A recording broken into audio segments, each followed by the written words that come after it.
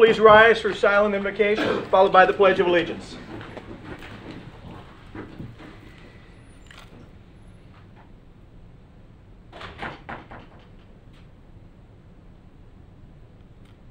Amen.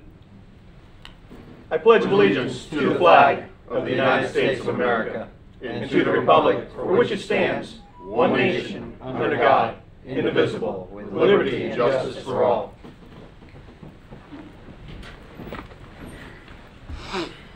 Call the roll. Councilman Ford. Councilman Tremont. Here. Councilman Bastian. Here. Vice Mayor Stiltner. Here. Mayor Burnett. Here. Action items. Item 4, Quentin L. Hampton Mead Hunt Task, authorization number 7 for CDBG environmental review compliance. The recommended motion is to move to approve the subject of the city manager's and assistant city attorney's review, modification and acceptance of the final contract documents for task authorization number 7 with Quentin L. Hampton Associates / Mead Hunt for environmental review record for a cost of $26,370. Authorizing the mayor and the city clerk to execute the final contract documents with modifications, if any, consistent with the purposes set forth therein. May I have a motion for approval? Move to approve. We have a motion. We have a second. Who's presenting? This would normally be a consent agenda item, Mayor. This is for Quentin Hampton. We need this HUD CDBG environmental assessment in order to move on with the project, and in order to do that and wrap up prior to the CDBG funding running out, we had to put it on a special agenda item to get it in front of you sooner rather than later. Council, any questions? Yeah. Can you go over the? Am I reading this correctly? 477 basically vendors were notified and nobody responded with interest. That was via help me. Yeah, Demand Star. So those are the people that were not notified directly one-on-one, but put on Demand Star. Those are the people that qualified. They open it up, they look at it, they count as one of the 477s, but Right. nobody provided any interest. Right. How do we? So I know we've had this discussion before, Jake, and I'm probably asking you a question that I don't know that we have the answer to yet. But how do we? What can we do differently to get that interest? The true interest, not necessarily just through Demand Star, but Well, I think on a that's a lot of eyes. I think a project that's this small in this area, where Quentin Hampton's right here, they know better than to Okay. come in and spend that much normally. And now it ebbs and flows depending on the project, but if it's a big project and it's something that big people want to tackle, they'll come down and bid on a project. But if it's something, some little thing sense. here or there that they don't want to engage in, you know, especially the guys in Gainesville and Orlando and whatnot, when they know one of the vendors is got local preference and whatnot. So we don't see a lot of single bid issues occasionally, and you'll see some coming up this week that we're even multiple bidders, but way overpriced too. So. But am I reading this wrong? We didn't see any bids. We didn't. Yeah, we did Zero. not see any. And so how does that work? We go to Quentin Hampton and say, hey, we got to have somebody do this. Can you help us out? Right at that point, Okay. we're looking for a quick fix, And then how do and we can work that under task order. Okay. And I get And I it. We gotta think get, we gotta they're get going the to work done. subcontract Yeah, this, get it correct? done. They're But going to then- subcontract this with another local. Okay, so how do we know, is there someone in staff that has the, I guess the expertise, if I may be using the wrong word, but to be able to say, okay, 26,370 that's market price, that's fair. Well, I mean, they do, so Jim Tillman in the purchasing department does do research on whether we're getting robbed or not. Okay. And this is Quentin Hampton, and I believe Bill Good, another local vendor that we use often. They're not going to bite the hand that feeds them Okay. during the lean time. So they are so quite. staff feels this is a consistent, Yes, sir. fair price. Yes, sir. And there are times, as you'll see later, there are times where we're requesting you reject all bids just because. Yes, sir. As a matter of fact, we had one last week because it might be fair, but we're not going to pay that much money for what we asked for. So This is time sensitive also. it is. But did not get more expensive because it's time sensitive. We just went to our local vendor and our local subcontractor, who went to the local subcontractor. Okay, thank you. Any other questions, council? Anyone here like to speak to this? Being none, call the roll. Councilman Tremont. Yes. Councilman Bastian. Yes. Vice Mayor Stiltner. Yes. Mayor Burnett. Yes, 4-0. Discussion items into the workshop, Riverfest event reports. Yes, sir. This was a request by a council member and something we had planned on doing and getting everybody together in June to do it, but we had this opportunity at the workshop. I'd like to invite first, Sean, you want to come up? So I'm going to invite the Rotary/Chamber up to speak about their debrief on how the event went from their perspective. And then I'll invite Susan Lavallo up to talk to you about the financials and how it worked from a city's perspective. Sean? Hello, Sean Gephardt with the Iton Insurance Agency. Do I need to give my address?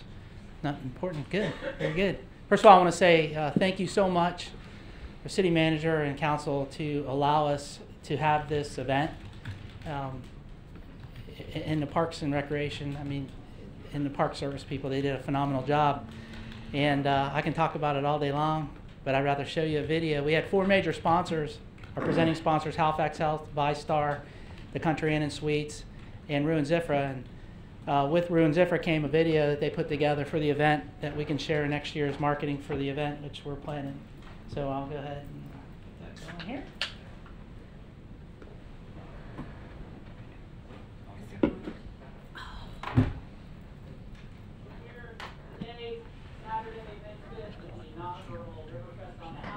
That's a handsome guy.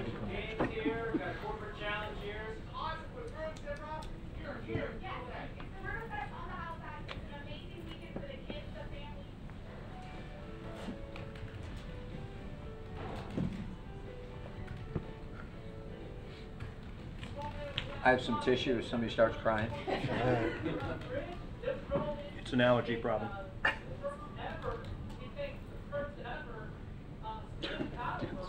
That was cool. That was good. Is that you out there on that, Scott? What tissue? That's drown footage.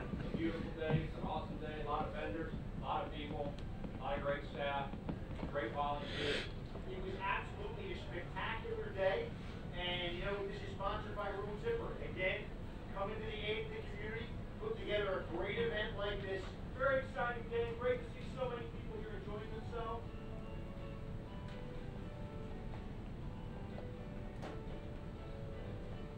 The corporate challenge is coming up, and that's Is where all of the local businesses compete against each other. Old school field day game. competition. I love it. We're going old school today.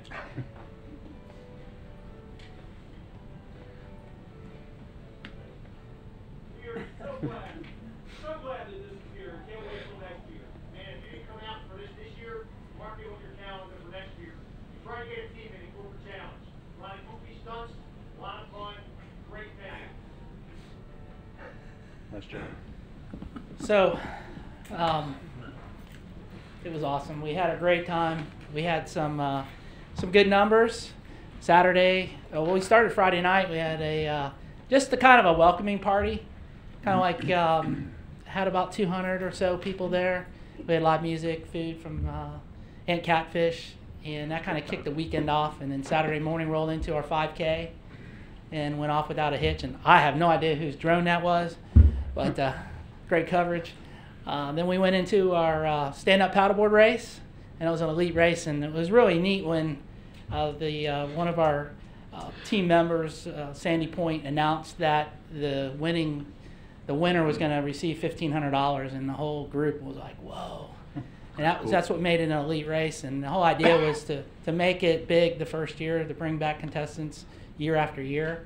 The race went great. It was 6 miles for the experts and 3 miles for the novice, and went off without a hitch. We did have a 15-mile-an-hour north wind blowing down the river, so it was a challenge. After that, we started our corporate field day challenge. It was an old school 3-legged race, crab race, football toss, something just to bring businesses together, and they all did come out. We had 7 businesses competing against one another. They had uniforms. It was really cool. We had Vibe Radio doing a live broadcast. Then we rolled into, we had exhibitors, businesses, and craft shows. We had ice cream. We had live music, played up till 7 o'clock. was good because we needed a break after that. The splash park and the playground and everything we provided for the kids was all free, and I think that was really cool. And a kid would walk up and say, "Hey, how much is it to do this?" And they're like, "Hey, it's free." And they're like, "What?" And they stayed all day. So that was really good. Sunday rolled around. We were supposed to have our Harley Davidson motorcycle show, and it rained all day. And it didn't just rain, sometimes it poured. But we did pull off our first annual cornhole tournament. We just brought it into the building and did it around the deck of the pavilion there. Worked out perfect. We had our band stayed all day and played, and we had food vendors. So we felt like it was a real success. We had over 3,700 hits on our website, over 700 visits, and half of that was from social media. So we did a really good job of promoting. And the whole idea for this event was to really bring attention to the US 1 corridor. You guys did such a great job building a beautiful park, and I know the Chamber and the Rotary Club, the Rotary Club gives back to the community, and the Chamber tries to promote the community. And you gave us a great opportunity for us to do that. And we've penciled in the first weekend of June, May 31st, and then the 1st and 2nd of next year. So we've got the pavilion reserved. We want to do it again. We'll do it bigger. We'll do it better. And, you know, we want feedback from your staff, what we could do to improve. I just think it was a real positive weekend, and we can't wait to roll into next year. So if you have any questions, I'll be glad to answer them. I have our president from the Daytona Chambers here. And I mean, our Port Orange South Daytona Chamber. I don't see anybody from the That's Daytona been on the Chamber out mind. there. I'm sorry. I was like, where's Jim? I'm a member of both. I can't help it. Jim. The president from the Port Orange South Daytona Chamber, Debbie Connors. Sorry. Thank you. And Debbie Connors, President, Port Orange South Daytona Chamber. Just a few of the logistical things that we wanted to bring up, because I know there will be so many events in that park. It's just such a great venue, and David and Pete and Sue, they're just a great team to work with, as well as the Bruce helping us with how everybody hooks up to power and water and that sort of thing. It was the logistics of getting tents and heavy equipment into the park was a little challenging, and the tent guy came early in the morning before I got there. In fact, we had a morning mix that morning, and so keeping people off of the pavers, and when they naturally want to get the equipment as close to the place it goes as they can, was a challenge, and kept us on our toes trying to run after them all the time. Also, the sound equipment guy was trying to take, we had planned to bring in a sound stage.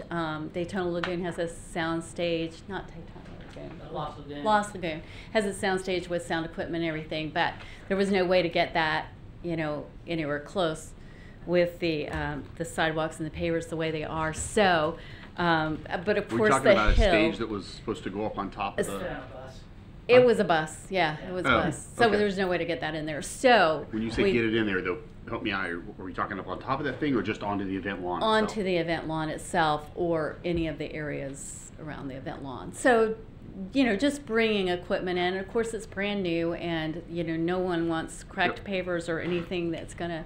But Scott and I, kind of looked at a way that maybe there's one driveway in the back that could get in there. But Bruce did meet the Jumping Beans guy who was bringing the heavy equipment. He said there's no way to get that rock climbing wall and some of those things in there without the trailer. So they worked out, something for him. They worked with us, and I just got to say, they have been terrific. The sound equipment guy that we hired, so now to use the hill, you've got to get a tent and the sound equipment up there on the hill, which is a beautiful stage area. It works out perfectly, as you know, from the PO 150. It worked out great.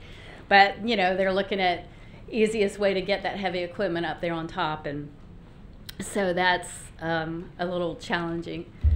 But overall, it worked terrific. The 5K was a super route. Running Element was a terrific company to work with as far as setting up the run. They were through the police department. I think there was a little bit of confusion with our group sponsoring the event as a whole and them doing the little PC part of the event, the 5K part of it. So, you know, I think logistically we'll have that worked out better next time, but it was just a little confusing. They're, you know, asking her and I'm paying the bill and, you know, this and that. So it was, she and I worked together a lot and got that, and it worked out great. The SUP race, who worked with Sandy Point, they did a terrific job, and I know there had been a few issues with slippery slope on the launch area, but they put a lot of carpeting down on that. And the power not on all the poles was a little bit of a challenge, so those issues are going to be worked out. But Bruce and the city staff worked with us to make sure everything got plugged in just fine, so we were able to get the power issues. Also, the jumping bean guys complained about the levelness of the land, so I don't know if we would do that elaborate of kids things that we did this time, because he ended up moving it back and back more into the center of the area that we wanted to use, and because he was trying to keep it level. So that was a bit of a challenge, but those are just small logistical things. Overall, we were just so happy with the way it went and look forward to doing it again. Council, questions? I just want to, one of the reasons why I asked for us to have this discussion is I think the event was an amazing event for a first time. I've seen a lot of first time events in Port Orange, as you guys have as well, and to see one for the first time with the weather challenges that you had on Sunday still yield that great of a positive event speaks volumes about the people behind it. That being said, what I really want now is, because you guys and your committees have been involved in so many events in East Volusia County and in Port Orange, I think that you've got some expertise and a talent base that can help us, because I want people to want to host events there.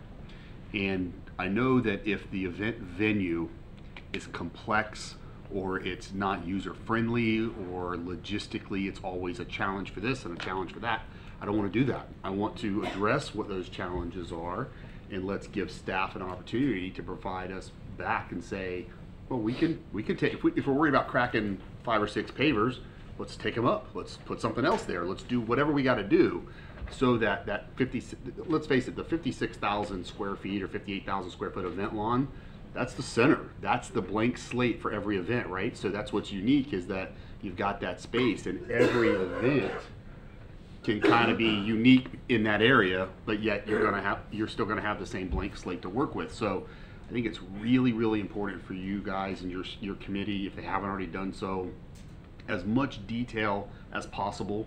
And at this point, in my opinion, there's no such thing as a bad idea right now. Whether we can logistically do it or not, staff can figure that all out. If there's some things that cost a couple of bucks for us to change, council can evaluate that, those types of things. But my point is I want events to occur down there. I think we all do, and I want to make sure that logistically event organizers and coordinators will look at that venue and say, that's a great place to have, because it's logistically, it's not a challenge all the time. There's lots of options and different things, like the stage thing. I'm still not quite grasping that 100%, but I think what you're saying is you were trying to put a stage on the event lawn, not up on the hill, but we ended up on the hill? No, what happens is all his equipment's heavy, and you gotta roll it around the hill, all the way around like this. Got it. But that's for the stage Yeah. where we did it, but where we were gonna drive the truck up Okay. was probably on the promenade area, which is like all pavers, so, yeah. Okay, Yeah. but we would only need to cross it at one point, not stay Cross on and it? pay. Well, we kind of put it in another area, but Okay. actually the hill worked out well. Okay. But getting things Oh, up I like the there. hill. Yeah, I think Yeah. that the band's up on the hill. Yeah, I think that's makes it. I mean, that's Yeah. great. You don't have to worry about where you sit. You can see them anywhere in that venue, and the sound is just amazing. You know, because that really, like, okay, we designed it that way. We really didn't, but right? Well, yeah, we'll go Yeah, I ahead. know. We'll claim it. I think it was. Anomaly of the design. Yeah, I think it was Jake's idea to make sure that was the place to put the bands. Anyway, so my point is that I really appreciate everything you guys do. I think you guys know that. I'll never be able to express that enough. But I really want those ideas and those suggestions, so that whoever the next group or organization is that wants to host an event, you know, it's just like City Center. Look how that's changed Right. over the 25 years or years, Oh, yeah. where we've added power here and water there and a light post there, and we've modified a sidewalk here and there. And so I get that those things will have to happen little bits at a time, but that's what I want out of these events. And I'd like to do this for several events, you know, in the near future, so that we have these discussions and get a lot of these things taken care of, you know, event in, event out type of stuff, especially the little stuff. There's probably several things that are little issues here and there that maybe we could try to work Yeah, out. small issues And, and the- and also let us know about the positive pro things, you know, the stuff that, hey man, having this here turned out to be fabulous, because that's the things that I think we and our staff are going to want to share with other organizers maybe that are considering this, is to be able to say, hey, these are the things that everybody loves about the venue and that work really well. And I will speak to the splash pad. I know we had some great debate on the council about whether or not to add that splash pad into that design. And you only had to be there on Saturday to know that without a doubt, we made the right decision building that splash pad. Man, And I'm there every day, and there are kids playing on Gosh. it every day, and every evening I leave, there are kids out there Wait till playing. school I just lets out. love it. Oh, I know, it's gonna get School's even out, more cold fun. weather. Yeah. Not only that, not only is it a great feature, it's just where it's at on the facility couldn't be any better. It's not like it's in the middle of something to where you've got this up here and well, now we can't really do anything because the splash pad takes up so much. It's perfectly located right there by the pavilions, and also the mix of residents. I want to make sure if you guys identified things that help our seniors have better access. The one suggestion I wanted to make was, I think, you know, parking's always going to be a challenge. We knew that. We know that. But it's no different than it is at the Casements in Ormond, New Smyrna on Canal or Flagler when they have events, downtown DeLand. It's tough. It evolves, it gets better, it works out. There's not a true roadmap I think you can put your finger on all the time with that. But one of the things I've seen at a lot of events that I think we should consider, and Jake, this may be something that I think our staff needs to take a strong look at, is a lot of places will use that orange snow fence. And what they will do is they will use that to create designated locations where pedestrians will cross. Instead of not having anything and they can cross pretty much anywhere up and down US 1, it almost kind of, like you see at the Speedway in mass numbers, it almost kind of forces them to walk down the sidewalk to the crossing location where we can better control maybe 2 or 3 locations instead of just having people crossing traffic everywhere, because we are going to ultimately always have parking on both sides of US 1. It's Right. never going to be on one side. So that's just something to think about as to whether or not that's a product that maybe we can use. I don't want to go from the North City limits all the Talking way. about crossing US 1. Yeah. So- I think when it becomes an issue, not an issue like after somebody dies, but when we see a lot of people parking over there, I think that's a good idea. But that's, again, you weigh the cost of putting miles of that fence up Yeah. to get 20 people to cross the road where you want them to. Well, Saturday was a lot of people crossing the road. I mean, All a over, lot. And right now, at least for this size of event, we're not talking miles of it, but we're probably talking several hundred yards. Right. Probably just from Herbert Street to the North City limits. Yeah. I guess that's probably a little bit more than several hundred. But it looked like that if we could create, because we did have VIPs there, and there were some officers there, and it did look like there was some, you know, assistance in crossing folks. But anyways, so a lot of those special events will use that orange I'll take a snow look. fencing, I think they call it. So maybe that's something, you know, for an event to kind of keep in mind, make that crossing of US 1 a little bit safer. In terms of parking, how did you guys feel with, I know you designated some handicap parking. I think one of the vendor suggestions that I received was not to have the vendor parking so close in the chamber parking lots, Uh-huh. and make them park in a different parking lot and have that open for patrons, you know, because really that's what you want, you know. Well, maybe what you there. could do is if we can find place for vendors to go park, then we can provide a designated shuttle. Yes. You know, and say, hey, Yeah. don't worry, I know you got to park a ways, but we're going to run you right back, you know, and they may feel good about that, knowing that at least if my car's, you know, 4 blocks down the road, that you guys are shuttling them back and forth pretty easily. I've learned on over the years demand. that vendors will always complain, but Yeah. you know, they can't pull right up to their vendor space. It's not going to happen in that park. Mhm. But once they're set up, that walkway is just perfect to have vendors all around it, you know. Yeah. And so that worked out really well. And I would also compliment the committee and the staff that was working the event. You guys were easily identifiable. So, Right, well, no, seriously. I mean, I think that's great, right? And people will, just like you guys have found with the Family Days events, people will be able to readily find you guys. And as much as you guys can keep Bergman in the tent, just that's safe. Well, You if don't we want have to the let him right get out and tent, about. He's good. Yeah. Yeah. He's a good guy. He's become the icon. I look for him. I know if he's there, why he's there. So that's the one I'm looking for. But so yeah, please continue to you guys challenge the committee, think outside the box. Let us know what we need to improve upon, what works really well, and whatever we can do to help. I want to make those events be, very friendly to put on. One of the suggestions I've been making over the last couple of months is if you are able to stand on the east side sidewalk and be able to turn around and look at the river and actually see it from all the underbrush, and then define what you own so people can park in what you own. Yep. Obviously, there's spots that you don't own, but Yeah. the ones I think are, one of the projects that our Rotary Club would probably be willing to get involved with is helping clear that out. So Okay. if you find the money or the time, make sure you share that with us so we can get the volunteers. We've done it from, the Rose Bay towards. Oh, you're talking about. Dunlop. Oh, so you're talking about city-owned properties from the From event Halifax. facility back to the south. Yeah. Yeah, Okay. everything right up to Dunlop, and anything you own there that you want cleared, that's what we like to do is Yeah. serve. So Okay.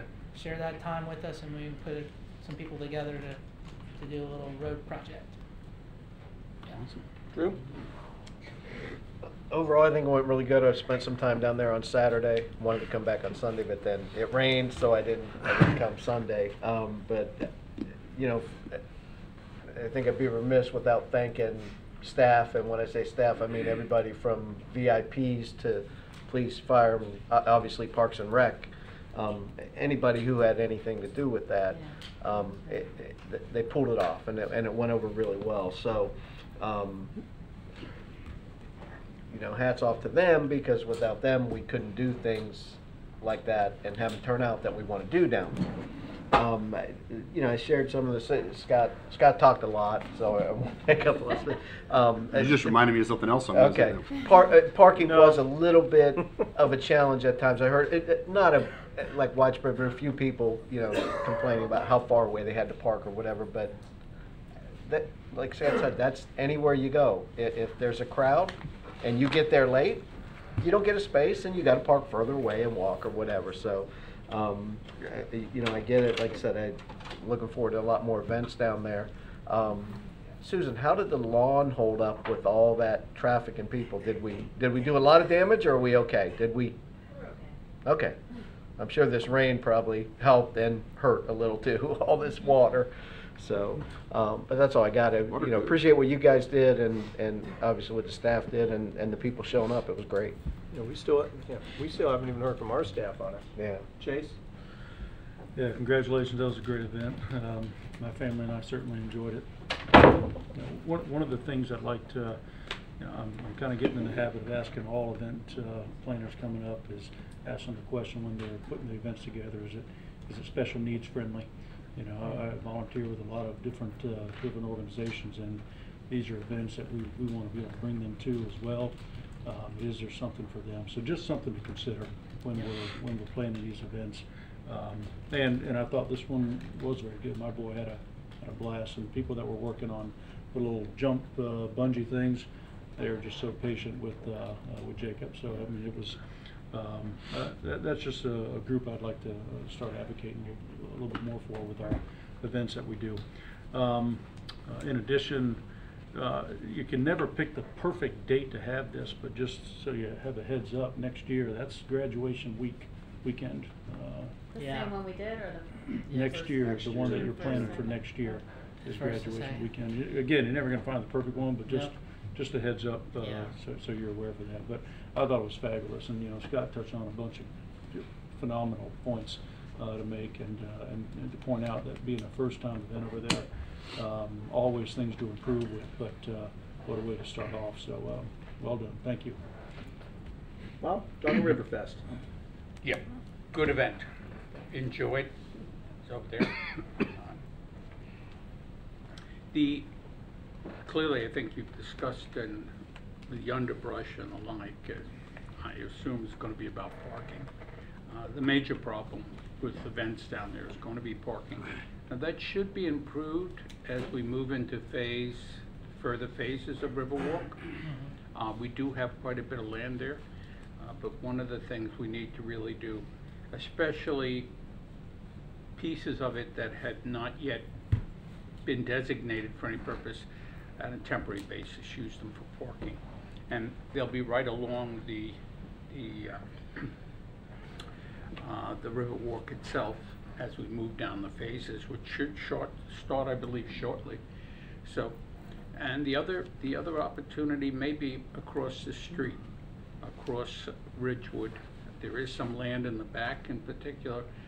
City may want in the future to talk about if the property can be obtained reasonably, not frontage, but backland, to provide some additional parking, because the key to the success of that park, because it appears going to be very successful, just what's occurred already is beyond everyone's expectations. So we really need to do that. And everyone did a wonderful job. Your staff, city staff, everyone worked well. And for the first time, it was a real success. For my part, I just have to say thank you, because what cannot be forgotten is that you guys are a group of volunteers. Nope, except for Sean here, who lines his own pockets doing these things. Whatever. You guys are a group I of didn't touch volunteers that want to $1. start something to make a difference, and certainly it was terrific. And I telling all the businesses out there, if you don't get in the corporate field day challenge next year, you don't know what you're missing. Yeah, that was fun. Thank you very much. All right, thank you. And now we're going to hear from staff.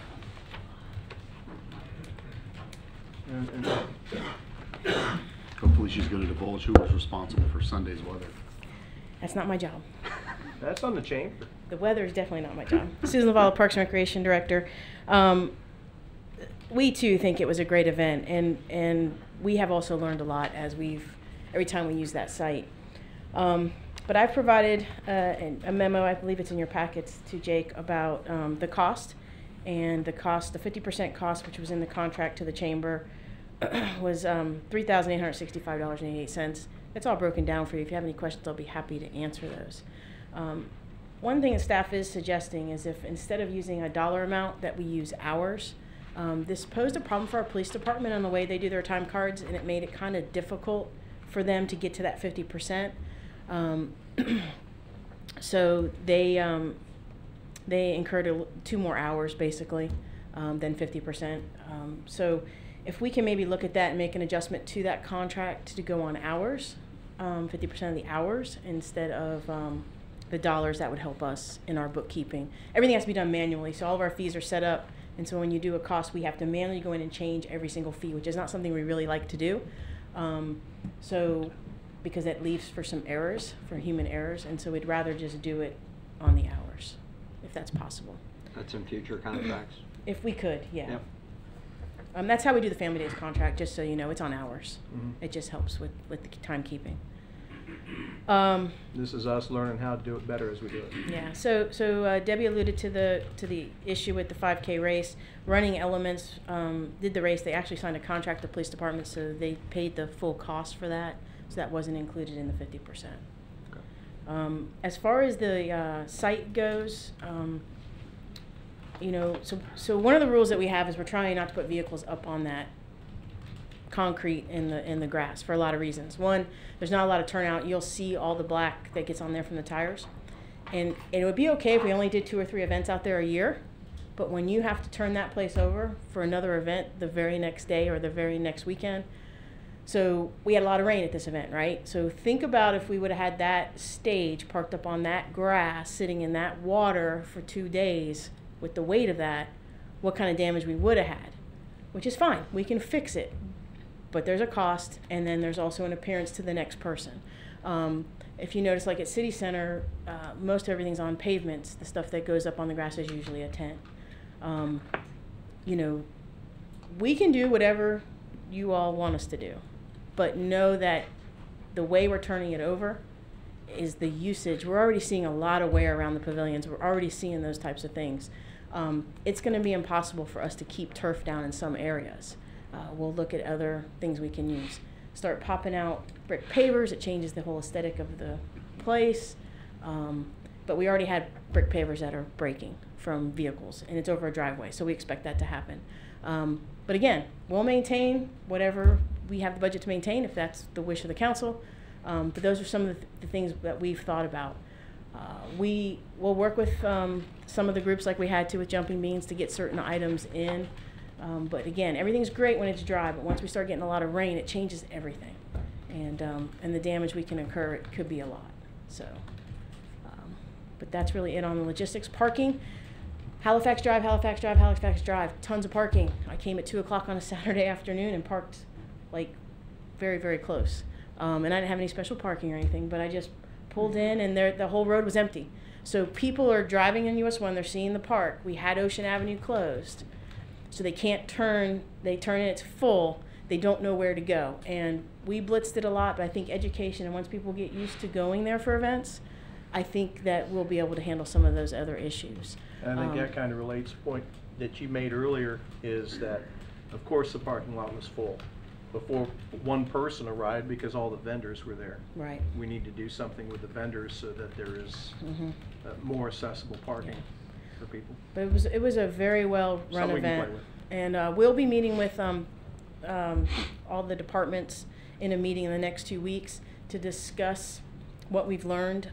We have a discussion about crosswalks, staffing crosswalks. Okay, so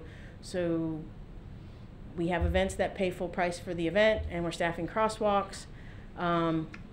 VIPs already work a lot. We put a lot of pressure on them. You know, we're starting to them not to fill positions for these special events because the police department needs them for a lot of things, and they volunteer and they do a great job for this community. But when we don't have those, we're having to pull city staff in then to cover crosswalks and to cover barricades and to cover those types of things. And again, we're going every weekend now. So if they're not at Riverwalk, we're at City Center. So how do we handle that influx of how many events we're doing, what those costs back are, not only to the city if it's a co-sponsored event, but then to the event planner, and does it make it viable for them to continue having those events? So those are all the things we're going to talk about to see what kind of packages we put together and how we can best utilize the space without, you know, with also keeping it economical for the event planners. So just some of the things on our radar. What would be the, oh, sorry. Okay.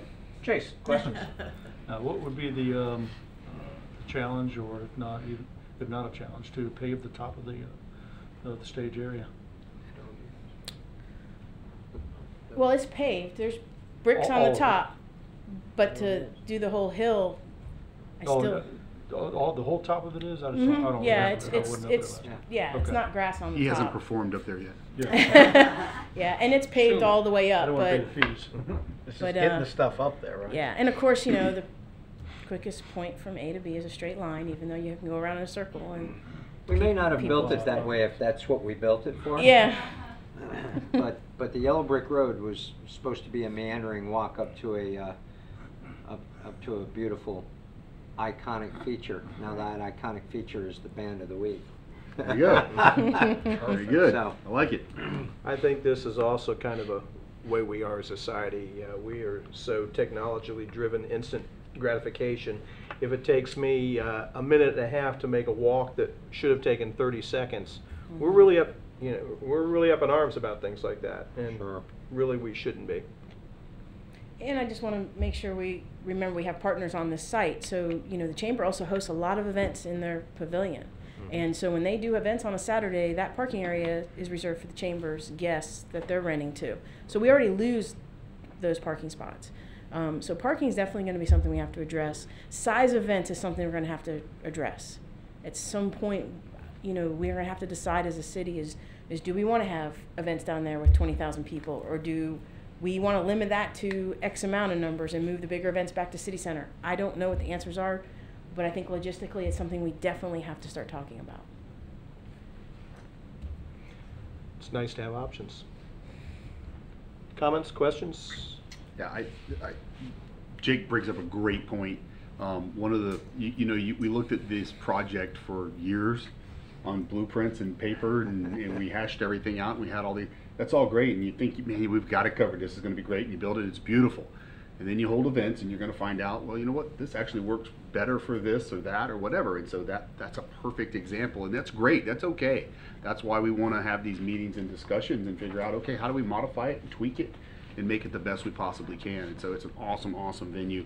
One thing I did see on Saturday, fire, rescue, and evac were called for something, and it just occurred to me, so I kind of watched them trying to figure out where to pull in and maybe park and stage or whatever, that with events we may need to have that designated location set aside and always blocked off for them. It may just be that right there on US 1, right up at the curb, and that's where if they got to come, that's where they know to go, and then staff can help move people out of their way or whatever. But I would just encourage us to look at that. As far as that event lawn access, Susan, I know what you're saying, but we gotta have ability to let vehicles and equipment and stuff, because we're going to so minimize ourselves if we don't do that. And I'm willing to sacrifice a couple of pavers and us reinforce a small area that staff says to the event organizers, look, if you need to put anything out there on the event lawn over X pounds, you're going to have to do it under our staff supervision. We have a designated location where you can cross the sidewalk because we reinforced it. We took up pavers that'll break, whatever those things need to be. But I don't want to limit us to be up to great ideas and fun things and features that we can add because we're worried about breaking 6 or 7 pavers. I've seen events like this where that was overcome simply by using plywood. Yeah, and it may not necessarily be. We may not need to reinforce, and that'll be up to us to decide what we want to do. It could be like a ramp style thing, but I just want to make sure that we explore that. And I also understand, you know what else is going to happen? If you take a heavy vehicle up there, sooner or later you're going to break a couple sprinkler heads. I got that. We can Sprinkler fix heads. Sprinkler heads. We're good at that. But sprinkler heads are relatively really in the good grand at that. scheme of Very things. good at it. Sprinkler heads break. I'm sure for family days, I don't even want to know what the number is, but we're going to break a few sprinkler heads, and you're right. We're going to have to repair a little grass and throw a little sand in there from time to time and touch it up with some fertilizer and things. I know that's going to happen. Call it an event lawn. Yeah, for a reason. that's right. That's right. I think the biggest concern is you have pavers that trim the walkway that goes around the park, and you could find a place what you're talking about where you roll on and roll off.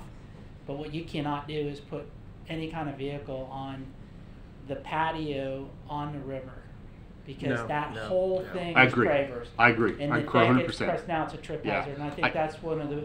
Well, unfortunately, the tent guy pulled up there not knowing that. He got there before we did, and we were like, just keep that in mind. Don't let that ever happen, because now you have a trip hazard because it presses down on the. Agree 100%. And just to clarify, that's not what I'm talking about. I'm talking about strictly a place where they can cross maybe from Ocean Boulevard, Ocean Ave, onto the property out to put something out onto the event lawn, not to be in that area. So We'll figure some things out. Yeah. But other than that, I do want to echo Drew's comments earlier. As always, staff was great, and they're very friendly, and I love to watch them interact with the residents, and they do a wonderful job. So kudos to all the city staff that were involved in the event. All right. Thank you very much. You got it. Down under redevelopment.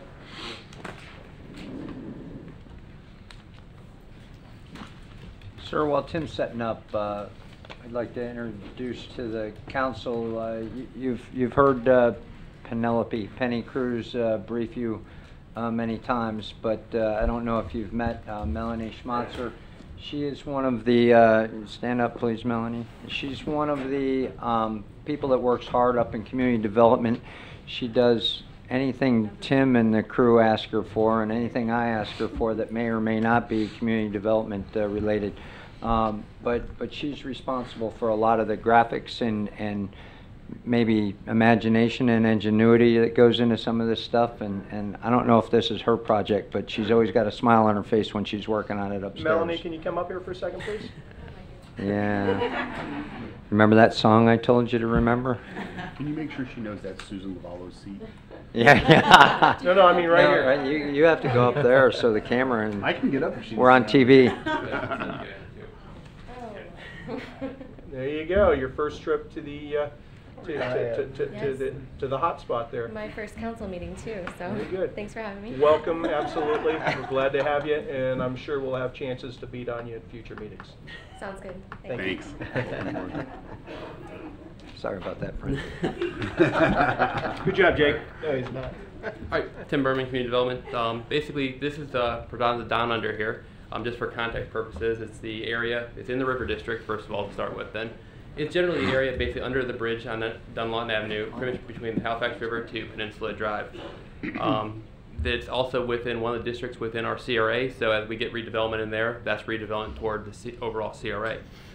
The general area is zoned commercial, and there are a number of existing restaurants in that area. Plus, we have some redevelopment proposals, such as the Jimmy Hula's there, and the Hunter Building, which has been redeveloped exterior-wise and landscaping, and we're working on trying to get targeted business into that location. As we've seen this redevelopment occurring there, staff's kind of looked at the general location there, and one of the ideas in the comp plan and also in the CRA plan was to create this as a unique destination for both tourists and residents coming around there. So as we kind of looked in there, we saw the development occurring, but when you look down into that area, it doesn't have that kind of that unique feature to have that draw for residents, tourists alike then. So we prepared some ideas. We wanted to present them to the council to see if they were acceptable to these ideas so we can further research them. If they're not, we kind of put it back on the shelf, but we just want to bring them to you to see if it's worthwhile us to investigate them a little bit more. A number of them require working with FDOT on approvals, and also too, a lot of the items we want to basically work through funding through grants, so involve applications. Again, those will be brought before you then. So just the current conditions, which you've got down there is pretty much a lot of concrete and pavement, so kind of like that gray atmosphere then. And like you're saying, try to conduct something unique. You want to kind of something bright, something that brings people down to the area. So some of the concepts that have been developed here is the mural paintings. We've had a couple ideas here that basically kind of came from Mel and Penny here, and you can kind of see using the full concrete pier or the half pier. This is again something that would require us to go before FDOT to get approval. Also creating kind of a mural guidelines with the council as to what you'd like to see and going forward there. Another item to look at the concrete piers too was basically using some uplighting there to create lights on that then. Throughout the different types of seasons, you can change the lights around. You have Christmas time, red and green on there, going with the orange here. I don't know about orange highlighter. That's an interesting color. I thought Port Orange then to go with orange then, but we do it, multiple lights there on that one then. Also too, just in general, looking at that area, we've got some, artwork on the side of the walls there and just brushing that, clean up that area where you basically got the pedestrian sidewalk or stairs coming down and also the ramp there to make that more inviting there. Also looking at ways to include park furnishings and table railings at that one area that basically, kind of an outdoor seating area then. Another thing that we had previously, we had some signage there before a couple hurricanes took it out. We'd like to look back into getting with those property owners down there and kind of create not only a gateway entry sign into Port Orange to identify that district, also that you're in the city of Port Orange, but to work with them in a partnership to get some advertisements for them at that intersection there, since there's not a lot of... under, and I think the words "in the River District" right below that are missing. Yeah, I think that's basically a little bit of a typo there, but we'll get the River District on there then. But so moving that, luckily we basically got the survey for that area. That's our city right away, so that kind of helps us in permitting them. We don't have to go through FDOT on that one then. So that would be the one thing. The other thing too we'd like to look at is kind of see what can be done in replacing that chain link fencing. It's not the most inviting thing when you're coming down there to eat then. What can we do to not only have some protection there in terms of guardrail, but be more eye-pleasing then? So those are things we'd be looking at then. Other things in areas throughout there is ways to kind of create community-inspired site furnishings and games, just to get that interaction as people are waiting for seats at the restaurants, or just to basically a way to attract people down to that particular area then. These are just a couple of examples we'd further look into, and the thought was to working with Art House on some of the art projects, also with the schools too. That also puts your name, Port Orange, down there for tourists coming in there. They kind of see that idea then. And I think the other thing too, before we get in there, we'd also want to look at possible code amendments to kind of help redevelopment in that area, both with the Jimmy Hulas and the DJ Zek when they had to do their improvements. We had a lot of setback issues that we had to work out through variances. Basically, is it something we can look at to basically kind of get more flexibility to the setbacks in there due to the tight quarters in there, and that would also help speed up the process in terms of development then. Anybody have an issue with that or a problem with that? Nope. I think we're all in agreement. Great idea. Okay. Questions, comments? Start at this end. As far as like down under there, and the art and the thing, maybe it was just the orange color or whatever, but the full concrete thing looked a little, like on the artwork when you took it all the way up. I don't know, to me it looked a little distracting. I kind of like the halfway up or whatever. And it distracting to look at, or distracting from a driving perspective? No, it just kind of looking up at it. I think it's just it's so much surface area. It's a bit much. I think like halfway up. Not driving. Just kind of. But the artwork thing I like probably better than the lighting actually. I think like the halfway up would also be more beneficial too in terms of getting the equipment to do the work then. Yeah, and putting somebody up there on scaffolding or what the artist to do the artwork, it'd be a little safer. They didn't have to go all the way up or whatever. I think like the halfway still gets that the improvement down there then. But then you always have the clowns that are going to vandalize it or whatever, so then you'd have to have a way, for them to come in and fix it or whatever. So I don't know if the lighting would be better or the art, but I like the art better, even though. So we're not seeing, and maybe Chief can help me out, but in all the professional journals that I read and publishing, we're not seeing a lot of people vandalizing artwork. Okay. It's interesting. They're not, they might still be painting smile faces on fire hydrants, but San Diego and the Barrio District, nobody's messing with that. Hasn't messed with it for 7 or 8 years. The DeLand wings, nobody's messed with that. There's a lot of artwork out there that really people are respecting, believe it or not. Okay. So unless they're upset with something, then it's despite, but we're going to get that anyhow. Yeah. So, but they did years ago down in New Smyrna, under 44, and I think they had students, like the high school students and art classes and things, paint those things. Right. And it needs a little touching up and stuff, but it's held up really well over the years, and it looks way better than just gray, a bunch of gray or black moldy concrete.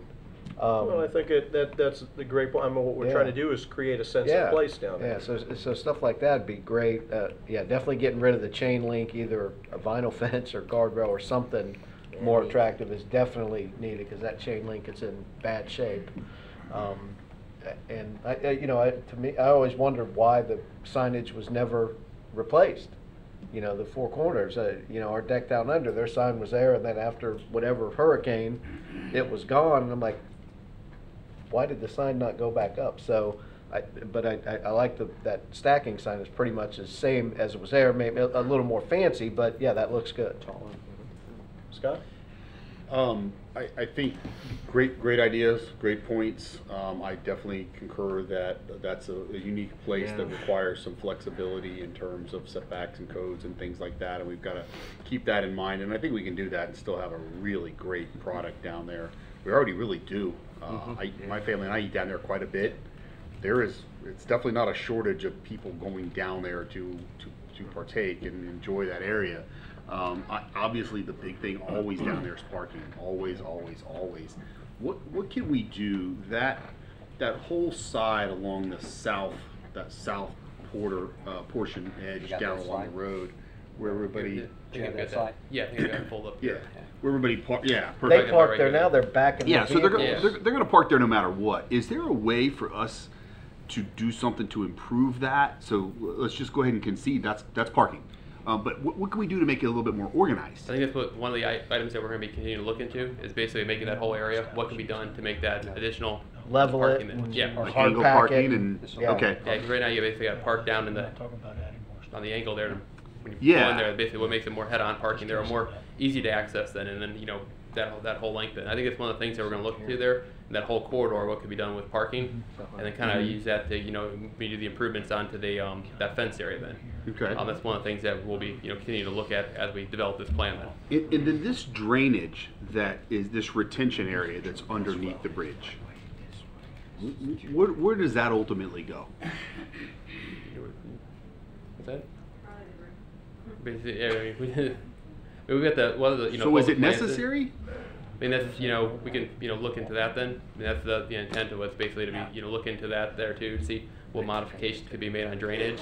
Okay. On that then, and then like you were trying to say, you know, any type of, you know, grants we can get basically to possibly improve the drainage down there, which we could use to improve the area, is kind of how we're gonna try to target Yeah. those 'Cause improvements there. That takes up a lot of Right, area yeah. underneath there, and from what I thought is that pretty much falls straight into the water. Drainage pipe and. Yeah, so- And drainage pipe and cover it. Yeah, so I would definitely look at that too, because Yeah. that's probably there because of a requirement or a code that maybe, Yeah, it could be, maybe there and would have then been too, some when you go flexibility into to there, do basically just the way the parking arranges too, it's kind of hard to navigate then too. Yeah. So if it frees up more area for pavement, then we could basically get maybe possibly a better organized parking field in there too, which you Mhm. might be able to gain more parking spaces just by doing that then. Gotcha. Which Gotcha.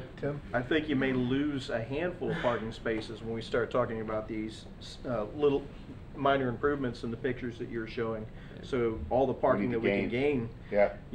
We see it down there now, and Jimmy Hula's isn't even open yet in the Hunter building, and whether that becomes a microbrewery, a restaurant, or whatever that, it's when something goes in there, when we talk about success, we've got a plan for it, and it will be a success. And then lastly, Tim, this whole corner to the, what would be, as you're looking at that photo, your east-south corner, is that all protected area there, or is there any property there that's usable? That's all the protected area. All then, so. protected. All protected, okay. Mangroves That's one of the things there, Yeah. we're looking at that parking to stay out of that, but also Yes. provide that parking then. Correct. Quick question, next to, between Hunter Building and Dairy Bar, is that piece of property available for a little bit of additional parking, or what is the situation with Talking that behind piece? the behind the billboard sign then? Yeah, That's in basically between the there. yeah, some drainage there for the Hunter building then. Okay. As they got that, they basically built that new parking lot in there then. Okay, so it's, yeah. there's, you can't really squeeze additional parking out of that? No. Okay. All right. Bob, any questions? No, looks like a great plan. Look forward to its development. Chase? Yeah, no questions. I like it. Not gonna get any pushback. I agree. We need to make some adjustments to make it work down there. I kinda like the lights instead of the art, but that's just my personal preference. I think the lighting you can adjust with the season's art's just gonna be up there all the whole time. Can actually do a combination of both as well. Mhm. Tim, you look very, very much like you've settled into your job now that you're community development director. I never saw more facial hair on your face, and you not worry about it than ever now. Actually, I've been, I don't my give wife's them been enough out of time town to for shave. 5 days. I've been taking care of my 2 daughters, so Yeah. haven't had time to shave. No worries. We'll go with that. Yeah. Been there, done that. Thank you very much. I paid homage to you tonight. I didn't shave either. Thanks, Tim. He's not going anywhere, No. because we're going to I-95 Gateway signage. Right. And who are you again? Tim Berman, Community Development. There you go. Item 7. Again, basically kind of going from one side of Port Orange to the other side and basically talking about the entry gateway signage feature. We're going back to the 95 feet signage. We talked about this a few years ago and kind of settled on doing the signage on Ridgewood Avenue. Now with the widening of I-95 and the interchange improvements near completion and FDOT beginning the initial design of the corridor landscaping there, staff has basically wanted to get started on doing the entry signage feature or working toward that then. So we wanted to kind of bring this item to council just to gain some input before we start our initial steps with going ahead and getting a firm on board to help get with the design work, bring that before council for acceptance, also do the permitting then. So currently this is a CIP budget item. We have about $60,000 budgeted for design, and what we'd like to do today is just get some input on a couple the sign locations, and then also we kind of categorize the types of sign that would be available into 3 categories, kind of going from the least expensive in terms of anticipated cost for design and construction and maintenance as we go through then. So I'd like to go through those and then get your guys' opinion on that. So we got some ideas as we move forward then. This is kind of just a map that shows, as we go through here, the possible locations for the signage. You've got basically kind of coming off this southbound exit ramp. You've got the area here, A and B, D and E for the northbound, and then these C's are those wing walls, basically where signs could be attached to it then. Going to the kind of the first item is kind of the attachment of the wing walls, and this is similar to what Ormond Beach has right now. You can kind of see we put the kind of the city logo and the city's signature on that wing wall there through the giving an appearance then. The one thing that's different between the one in Ormond and our interchange is that the off-ramps are a lot further away from the wing walls then. When you come to Ormond, basically you're kind of sitting there and you're kind of seeing off the side. Here at Port Orange, you're kind of angled away from it and further away then. So that wing wall wouldn't have that dramatic kind of, coming to Port Orange and seeing that right on the way then. So that's the, one difference on that side. In terms of costs for that one, the construction costs for it are around $100,000 for, typically the channel letters to be put on there. And like I said, basically this is, similar to what Ormond Beach has then. The next category is kind of called the monument sign examples. This is similar to what Palm Coast has. Also, New Smyrna Beach has kind of the wall feature there. And there are a couple two other items so you get, a sense of scale then. These would be most likely at that northeast or southwest corner, coming off the interchange, and basically visible by the cars coming off into Port Orange and seeing those then. And this typically is an 8 to 15 foot tall feature, and there's usually the landscaping associated with it then. In this case, the design for it, when we've kind of been doing some estimate based off for the design of these features, it's around $100,000 for the design. So that would require a little bit additional than what we've got currently budgeted for the design and permitting work then. Where's the funding come from?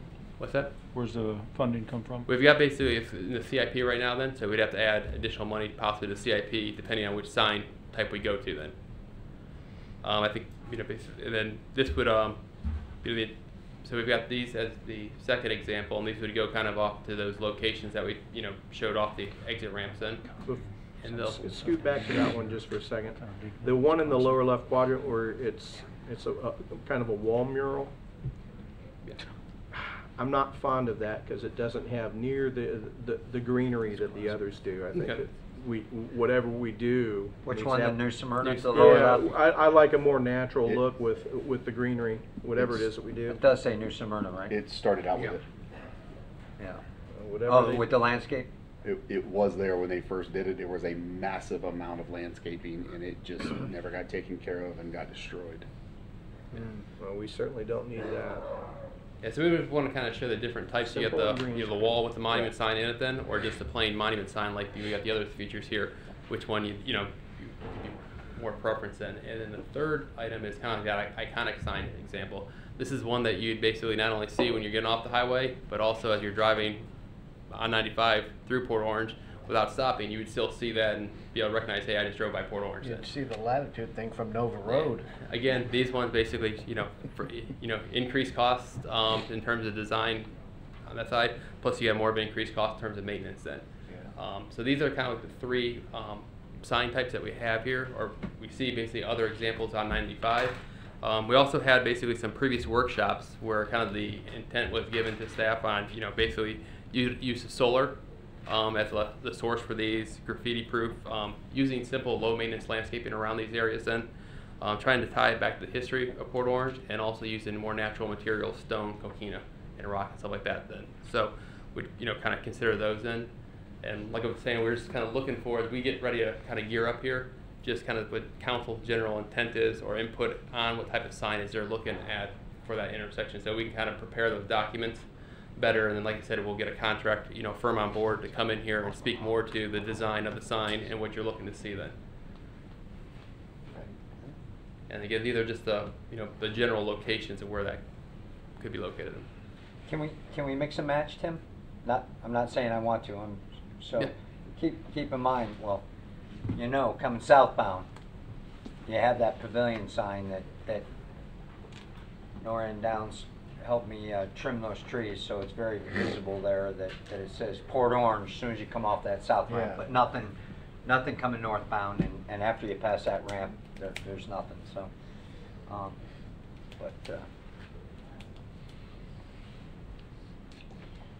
Comments, questions?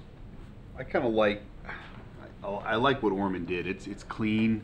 It looks like it's relatively easy maintenance. I know they've got a lot of landscaping on the embankment itself, but the signage and the name of the city and how all that's done on the wall, it looks like it would be relatively easy to maintain, and it looks clean. It looks good. But I understand your point that that exit ramp stop bar location is considerably farther out than what it is at Orman. You're more or less almost maybe a 15-degree angle at Orman, where we're probably looking more like 25, 30 degrees, something like that. But I still think it would probably work and look pretty good. I guess now that I've seen this, when I go back, the next time I'm going through that area, I'll kind of try to pay a little bit closer attention. But I think something like that would work. I love, I think that you do something like the other options with a lot of beautiful landscaping, man, that looks great, but then we're back into the how do we maintain it, who's going to maintain it, and that's actually a tough area to maintain. I know New Smyrna, when they initially did theirs, thousands and thousands and thousands of plants, and it was so much that didn't stand a prayer, because at that area, it's just tough area to maintain. It's tough to irrigate, it's tough to keep it clean, it's tough to get the crews in there and the equipment and stuff like that. So I kind of think that wall feature might be the best option. Anything else?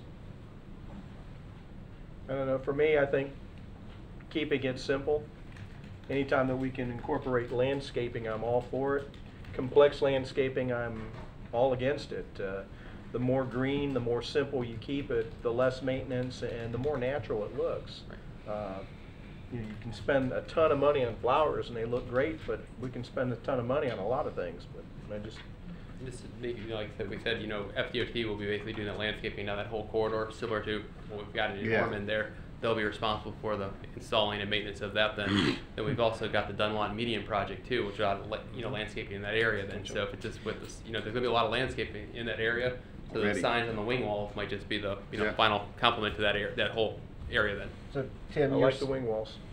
You're saying the areas of A, B, D, and E on the photos, that's going to be where FDOT's re-landscaping? Maybe these on this right here, basically this green area there, is basically similar to where basically they'll be putting the trees, most likely the palm trees on the embankment area there. They'll be responsible for maintenance. But not on the turns to the on ramps. And right, everything. Those would be where we put the sign. Is that us or is that their area to? That'd be us then, and then basically to landscape, re-landscape that as well. If we wanted to. Okay. What about the areas directly like underneath the bridge? There's a lot of, like, is that just going to be hard packed, or like underneath the overpasses, where the covered areas, are going to be any xeriscaping or any type of landscaping under median there? and sidewalk. Yeah. Okay. There are two walls, but one of them will come down. Okay. It's basically the concrete medians and stuff like that. That's all that they're going to put down under the. Okay. Anything else?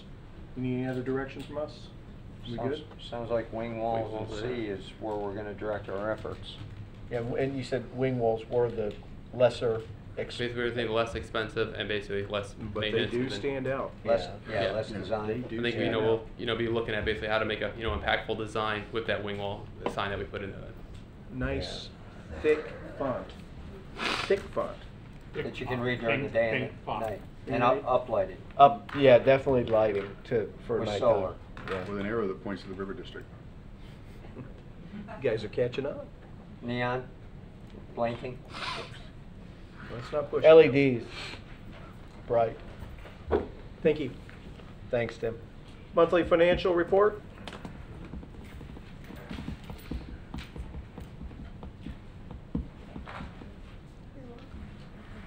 Good evening, Tracy Ream, Finance Director. I have the monthly financial report for the period ended April 30th.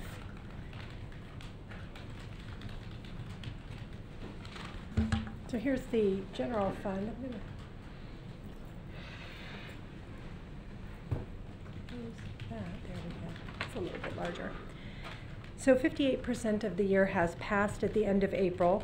And if you look on the revenue portion for the general fund, you'll see that it shows 54% collected. Once we remove the appropriated equity for Hurricane Irma and recalculate that percentage, we're at 59.6, which is in line with where we were in 2016, which was a normal year. So you're just seeing the effect of the hurricane in those revenues looking lower than actually it is. If we look on the expenditure side of the house, we have 50% of the expenditures, and again, if we remove the non-departmental across, which is sort of a proxy for those non-departmental regular expenses that are happening, then you'd see it come much more normal with 16. So then we remove those, and we're at 52% of the net budget. I also wanted to let council know that we fortunately have finally received some funding from FEMA for Hurricane Matthew. We recently received just under $3 million. So we still have, our total Matthew is 7.8, we've received 3, so we have 4.8 outstanding, and Irma, we have just under 3 outstanding.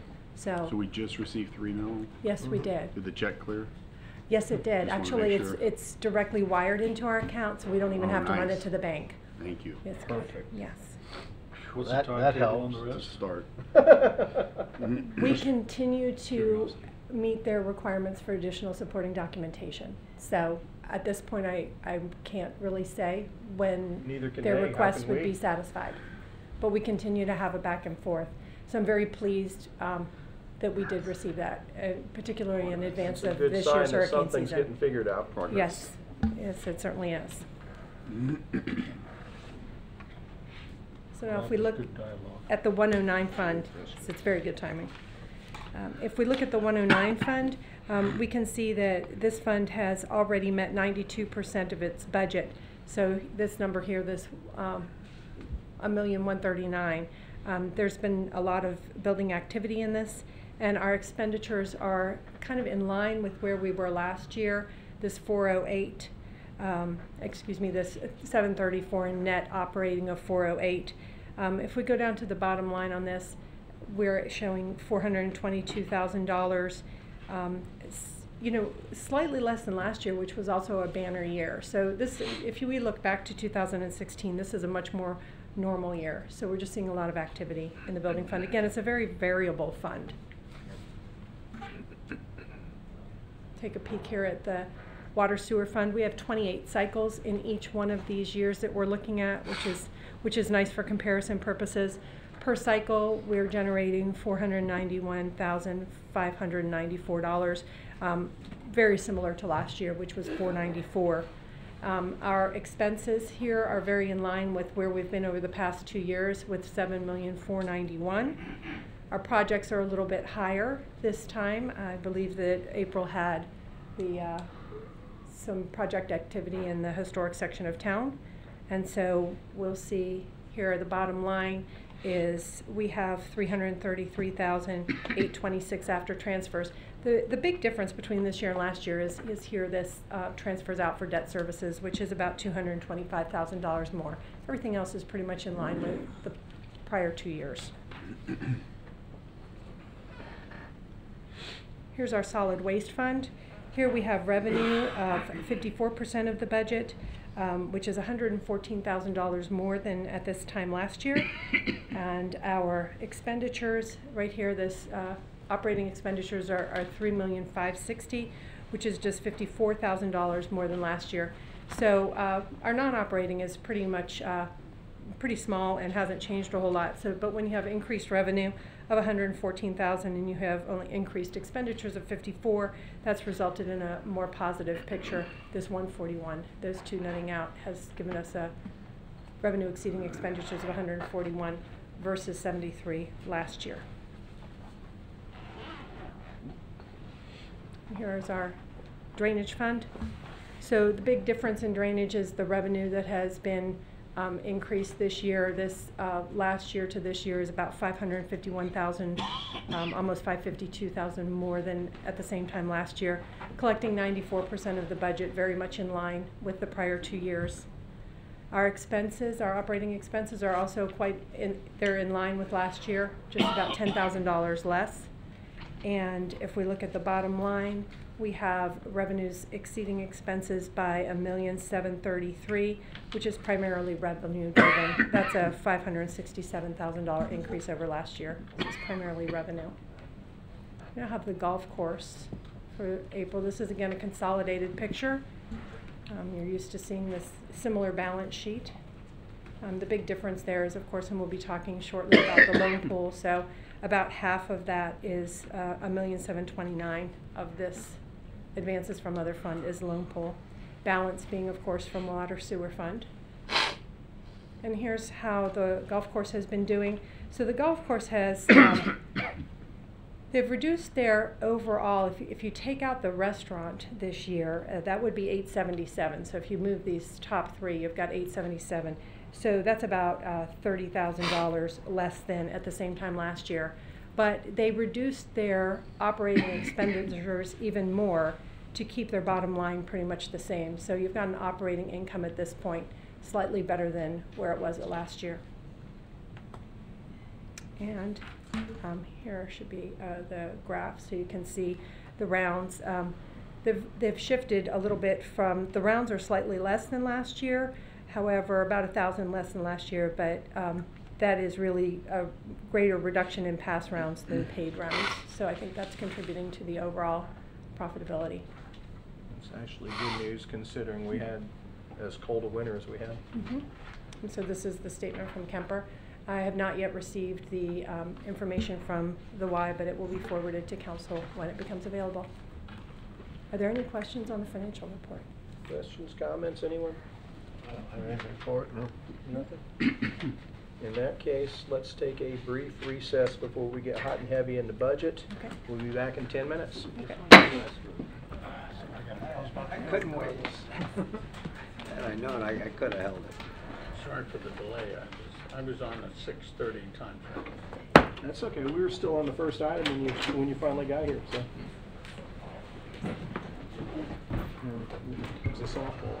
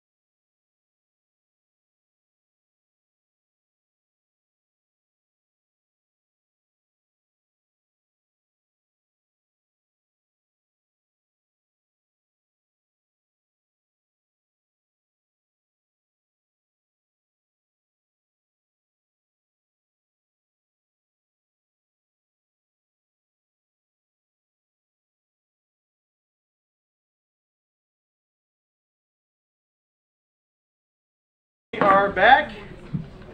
Item 9, budget discussion. Who we got? Here comes. Who do you think? Good evening again, I could Tracy tell who Ring. was next by the look on your face when I called for the adjournment.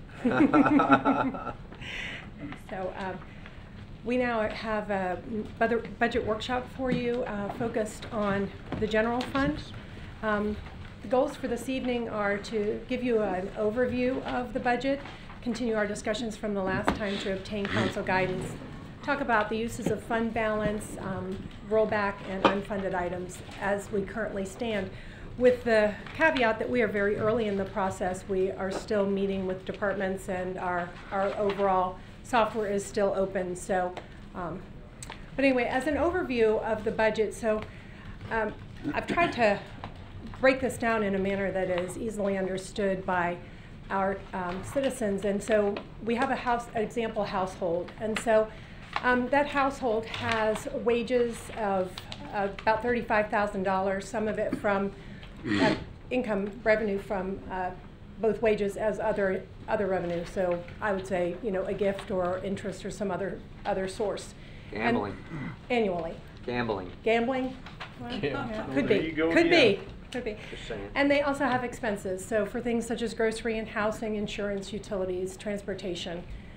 So if they have a total expenses of $34,500, then they save $500 in a year, or 1.4%. And they take that savings, hopefully they take that savings, and they're not credit card junkies, but hopefully they take that savings, put it in the bank, and then they use it for things that come up, such as a new car, repairs to their home, maintenance items that come up. So the city of Port Orange is similar in many ways in that we have multiple revenue streams. We have revenue from taxes, or the ad valorem, which is under council's control, and we have other revenue from a variety of sources, primarily outside of council's control. So we're looking here at 2014, and I'd like to remind you that this is Fund 001. It is not the same general fund that you see in the CAFR, which rolls up several funds. So there's not a direct, easy comparison if you pull out your CAFR, but this number does tie down to the portion that's in your CAFR. So, you know, we reconcile all of that, and this is just Fund 1 that you're looking at. And so in 2014, Fund 1 had personnel expenses, operating expenses, some capital outlay, grants, transfers, and so the total expenses in 2014 was $30,075,000. So the savings that the city had in that year was $1,388,000. And the city typically has used that savings for, just like a household, purchasing of rolling stock. Rather than putting it in the bank, we transfer to the 505 fund and purchase rolling stock. We would transfer to the 317 fund and build projects out of it. Parks, some improvements to buildings, that sort of thing. So if we now look at 2015, that same math worked out to having $923,000 left over at the end of the year, or 2.9%. We did the same thing for 2016, and there we are at 1.7%. So while it sounds like a lot of money to have $600,000 moved into savings, in reality, for the size of the general fund, it's not a substantial amount of savings. So we are executing the budget that council has given to us quite fully. And now here in 2017 that just ended, of course you see the impact of the hurricane, and that's the share of the hurricane that the city is bearing. That's actually both hurricanes. So that $1.5 million is coming out, so we have a negative 3.6%. So basically in 2017, we have absorbed the savings in both 2015 and 2016. And none Yes. of that money's coming back? Not of this $1.5 million, no. No, That's the city's $1.5 million share. has not been billed to this. Right. Right, So okay. what we are getting back, of course, is we just got $3 million from FEMA, and so we're expecting more money from FEMA, about $7 million. But now the reason you don't see, as you look here in 2017, you see the $1.5 million in the red, but the vast majority of that revenue has already been recognized. So you're looking here not at cash, you're looking at revenue. So we've basically booked that promise from FEMA into the revenue, and that's why you don't see a $10 million hole here. You only see $1.5 million. Okay. Yes. So instead of you see cash and you see accounts receivable. Correct. Right. So that's sitting in accounts receivable on the balance sheet side of the house. Okay. So when we transfer money into our savings, or the other item that frequently comes up at this time is sort of our fund balance policy. Of course, this policy 129, and I love this policy because it really benefited us when we needed to stroke checks for the hurricane and other cities needed to look for bridge loans. So I would like to again thank Council for your wisdom in having a appropriate amount of fund balance available for meeting unanticipated expenditures such as hurricanes. So the policy sets a general fund of between 30 and 35%, and for the proprietary or enterprise funds of between 25 and 30%. Now the smaller funds don't have this requirement on them. So the policy also says that the use may not reduce the unassigned balance below the minimum, and it may not be for recurring expenditures. And the reason it's not to be used for recurring expenditure is it's sort of akin to paying your rent with your savings account. You know, you're eventually going to run out of your savings account if you're paying your rent with it. So you need to actually raise enough of funds to cover your ongoing expenditures to maintain financial stability. So basically there's these 5 pots of money in GASB 54 when you get into the fund side of accounting. And so basically you have the red is the non-spendable or restricted. So non-spendable is things like inventory. You actually can't go pay a bill with it. Restricted is funds that external people have said you can't spend. So a great example of that's a bond covenant. You have to leave it there. Yeah. Now the blue buckets here are the unrestricted, and that's the amount that your fund balance is talking about. And that goes into 3 different buckets. It goes into a committed bucket, which is something that council has set. A great example of that bucket would be when we had a project for redoing the city center landscaping. And then we had the hurricane hit and we needed funding for the docks. So council had put that money in for the city center complex. Yep. But when the hurricane happened and the docks went away, we came back to you and said, would you like us to move that money from that project over to this other project? And you all said, yes, do that. It was in the committed bucket beforehand because you guys had made that decision to move forward with that. And so then we moved it from one committed bucket to another. Now the assigned bucket is things that has not necessarily come to council for the decision, but it would be an encumbrance, sort of a purchase order or something that staff has, in executing the budget, has reserved it. There might be a contract outstanding, so we just approved the contract for the environmental services earlier this evening. So one of the things my office is going to do is do a purchase order for that, and when we do that, that money will go from an unassigned bucket, in of course the 110 fund, into an assigned bucket. So, and then the unassigned is basically everything else. The other area we had some discussion about beforehand was the loan pool. So the loan pool was created back in the early 1990s. I couldn't get the exact date, I couldn't locate it, but it is more flexible than traditional financing. And the loan pool did recently fund those docks that we just used. So that project would not have moved forward had it not been for this pot of money for us to use. Any interest that's paid back by the borrowing funds remains with the city, and it allows us to expedite projects quickly. And it also provides a claim on future revenues. So right now, the loan pool has the following loans outstanding. So their debtor funds are listed there. And of course, the largest debtor fund is at the top there, the town center.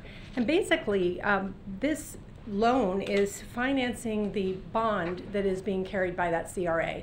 So the CRA hasn't yet been able to generate enough money to pay for that bond itself.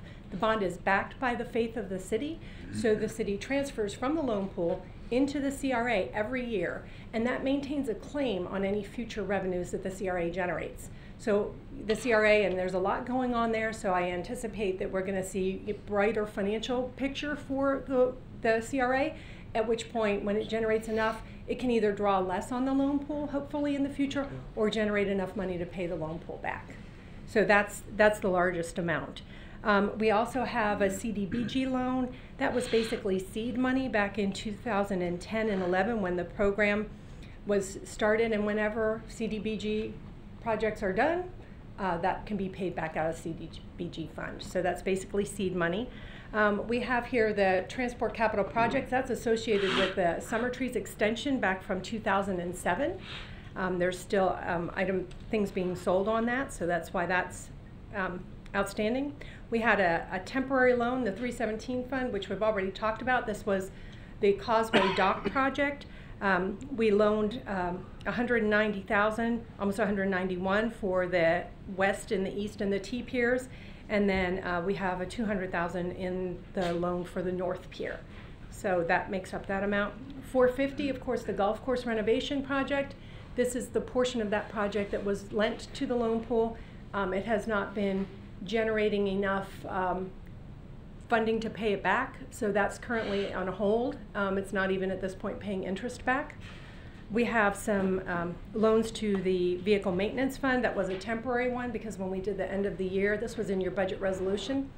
When we did the end of the year, it had a negative cash position, and of course you can't end the year at that. So we did a little temporary loan.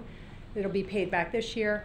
And then finally, the rec impact fees associated with the Karachi Park.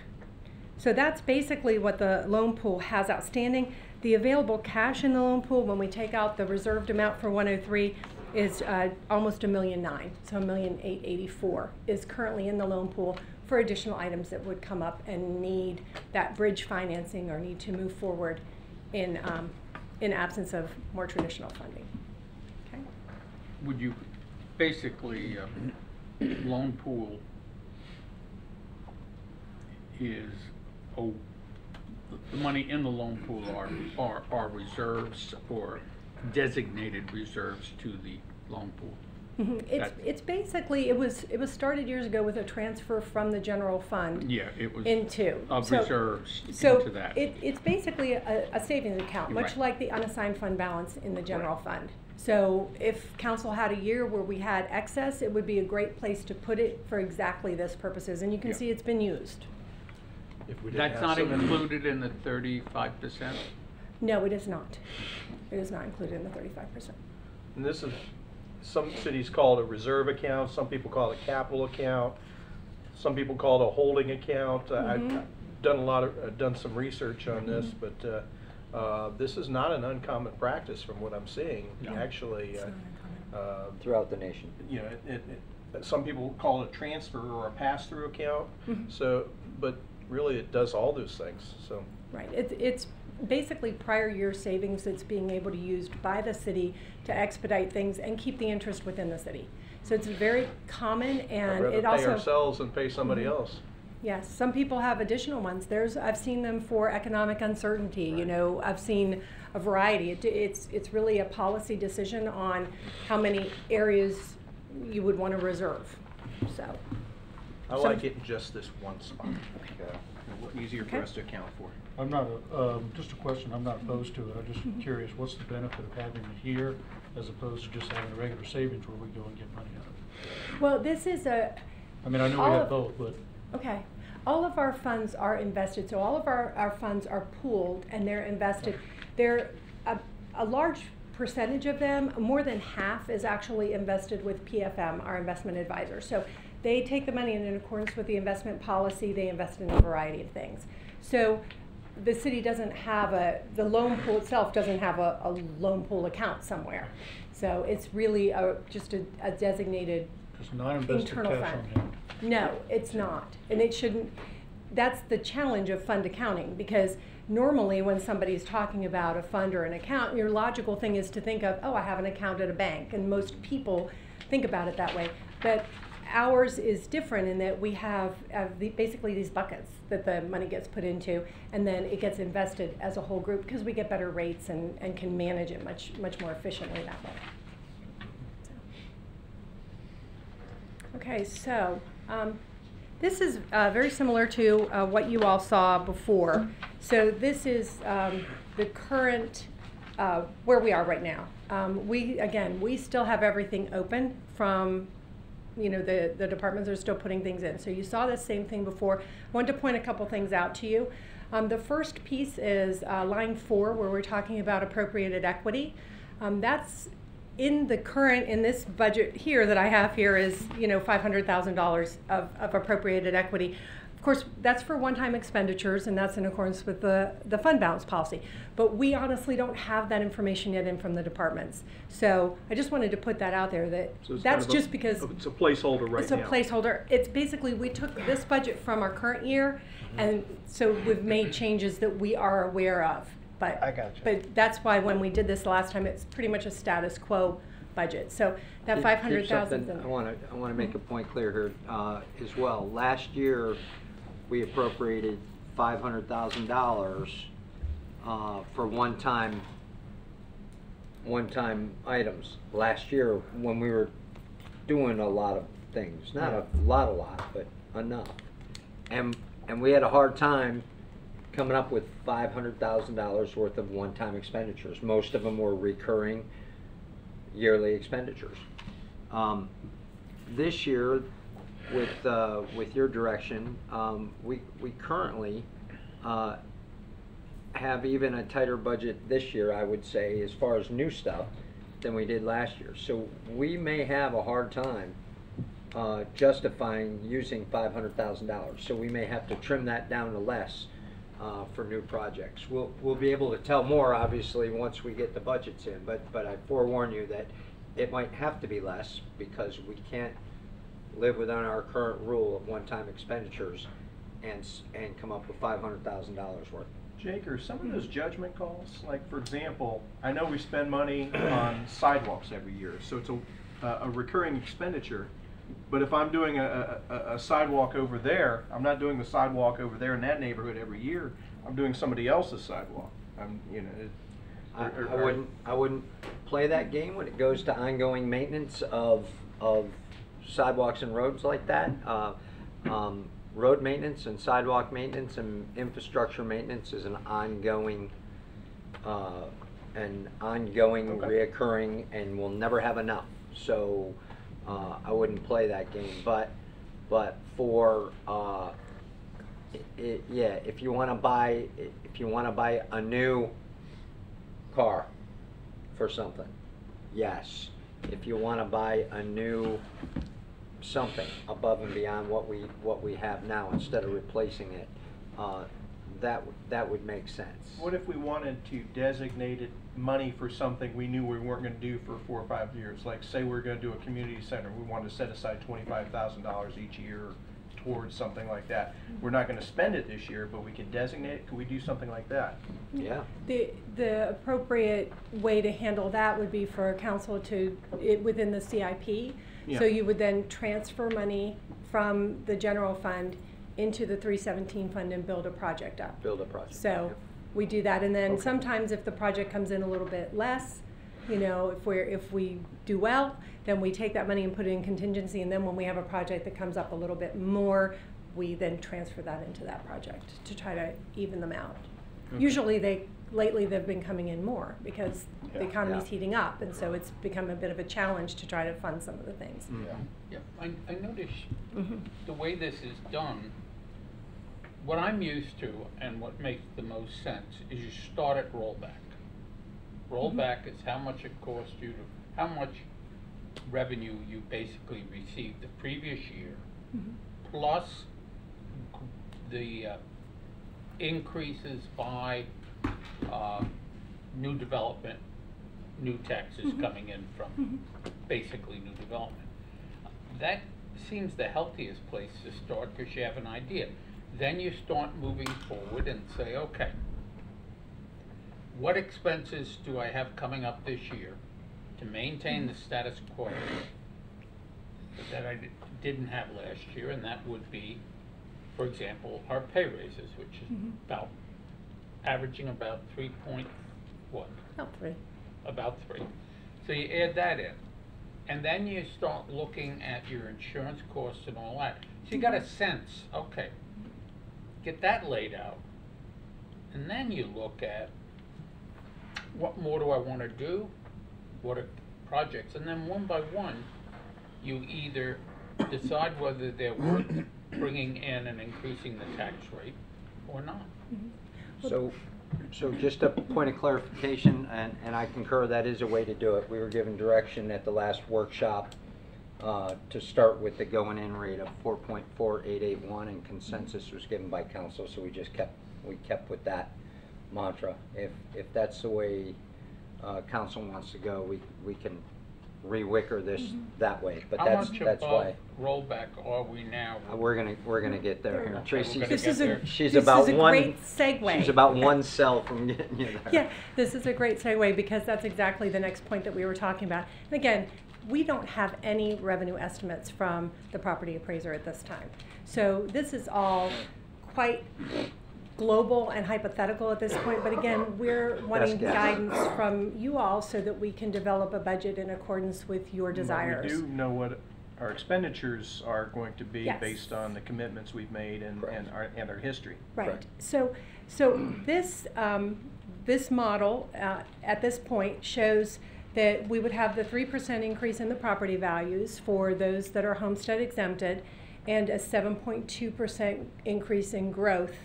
And so that is the starred figure there of $518, almost $519,000.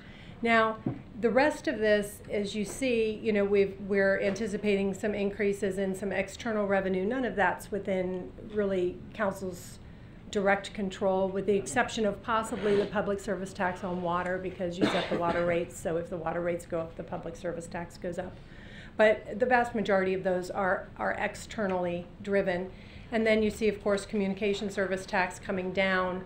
You see the increase, the fire pension coming in. Again, we've got it, the auditor said we have to run that through the income and expense side of the house. So that's showing up, but again, it Wait a gets second, the communication service tax coming down. Yes.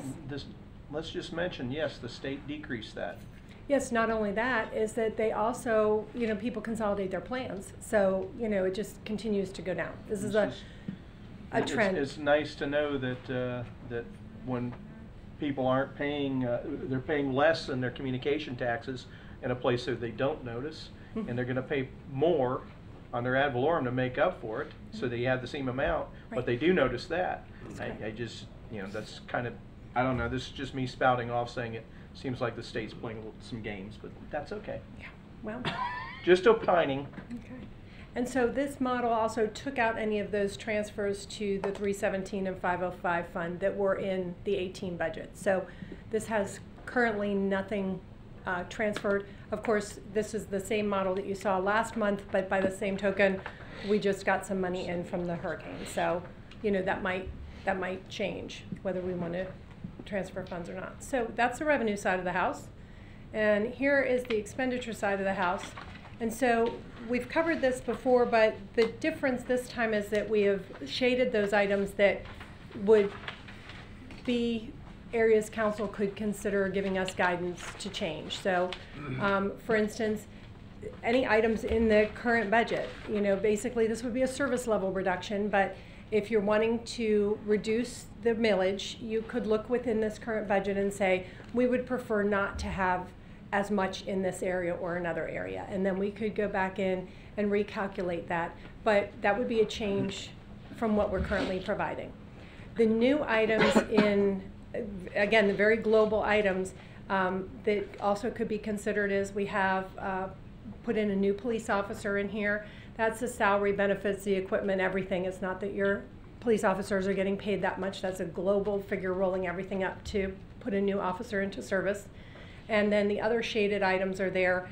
Substantial ones are, of course, the mowing contracts that, you know, is, again, it's a level of service. It's what council wants to see, as well as we've estimated at this point the building maintenance for the new city hall coming online. 228,000. Yeah, what we did for that, well, you know, you've got everything. You've got we've got one cleaning person in there. We've got, you know, utilities. We've got everything rolled into that. And what we did is we took a look at the police department, because it's also new construction. It's the newest piece of construction we have. So we looked at what that's costing us on a per square foot basis, and we applied that. It's very much of a guess, but you have to go with something until you start to operate it and see the real figures come in. Okay. So basically personnel and supplies and the whole nine yes, yards. it's one janitor, and then all the other operating costs. There's been small operating costs because of course it has been kept under air, but the vast majority of them, you know, were absorbed, and at this point we didn't get that fine into it, you know, just parse that out. So that's a guesstimate. It is, yeah. And the guesstimate is based on that being fully operational, staffed, and functional by October 1, and that for a full year. That's correct. Okay. Now, there's, whether that slides, you know, if that timeline slides a little bit, then of course that number could change as well. But that is for the full year, at this point. Again, it's early Okay. on. Just a question. We're still leasing the jail to increase in and Palmer. out here. I honestly don't know off the top of my head. Okay. But I don't know if that stopped or not, but that would be on the revenue side of the house. Yeah. Okay. I wish I had that when I was running the building. Wow. We might still be using it. So at this time, here are the funded CIP requests, and you'll notice that there are none, because at this point, this budget doesn't include anything to be transferred into the CIP. However, there's a variety of requests that you've already received in your CIP, and they are listed here in order of priority in that document. The last time you looked at something similar to this, it was by department, but this is of order of priority. So depending upon council's desire to fund them, that would necessitate a transfer. Last budget, I believe we had this conversation in public about not receiving any FEMA money and then making some CIP projects contingent on receiving money. We've subsequently received money, so if you decide so, we wouldn't have to make them contingent anymore. But we just received the money last week. The brief was already done, and I'm not prepared to go circle the ones we need based on the amount of money we have, because we're not there yet. Have you had I'm sure you've had an opportunity to vet all these, and we've discussed a number of them. Have you, as the city manager, prioritized them yet? I have, yes. Okay. And those are the priorities right there, right? Those were your recommendations, sir. Pardon me? Those were your recommendations. Yeah, these are my recommendations. Okay. ADA transition plan, I'm sure that's something that we don't have much choice in. You do, you have a lot of choice in it, but if we don't have an ADA transition plan, we will not get grant money. So I say no, we don't have a choice. Gotcha. There's a lot of federal grants that are now very, very dependent on an ADA transition plan. Are there any questions, council, about anything on this list? Okay, keep going. There are, so Sure, we'll at be this coming back point, to it, I'm but- gonna be inviting Lynn up to talk about some projects that, in Public Works, that would flow through to the general fund. And then she'll follow up by inviting Chief Fuston up. Are there any other questions for me at this time? No? Okay, all righty, Lynn, thank you. I'd like to, while she's walking up, I'd like to remind council that there's things on here that are extremely important to me, but are not the alligator at my ankles right now. If you look at the Dunlop Ave right turn lane, number 18, that's pretty stinking important, but there's some design work and a lot of stuff that has to be done prior to executing that. So that's a multi-year project if I concur, right, Tim? Gotcha. Well, hello. Hi, Lynn Stevens, Interim Public Works Director. Well, I have two items on here for you gentlemen this evening.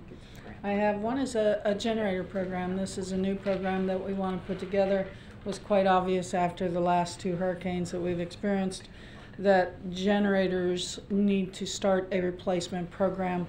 We currently have 17 generators located throughout city facilities that are taken care of by Public Works, and we need to start doing some major repair, replacement, and of the entire generator, as well as the genset, the transfer switches. Those are not cheap by any means, depending on the size and the location. So that's what this program is about. These mobile generators, building generators, a mix of, or? No, sir, they're not mobile generators. They're stationary generators.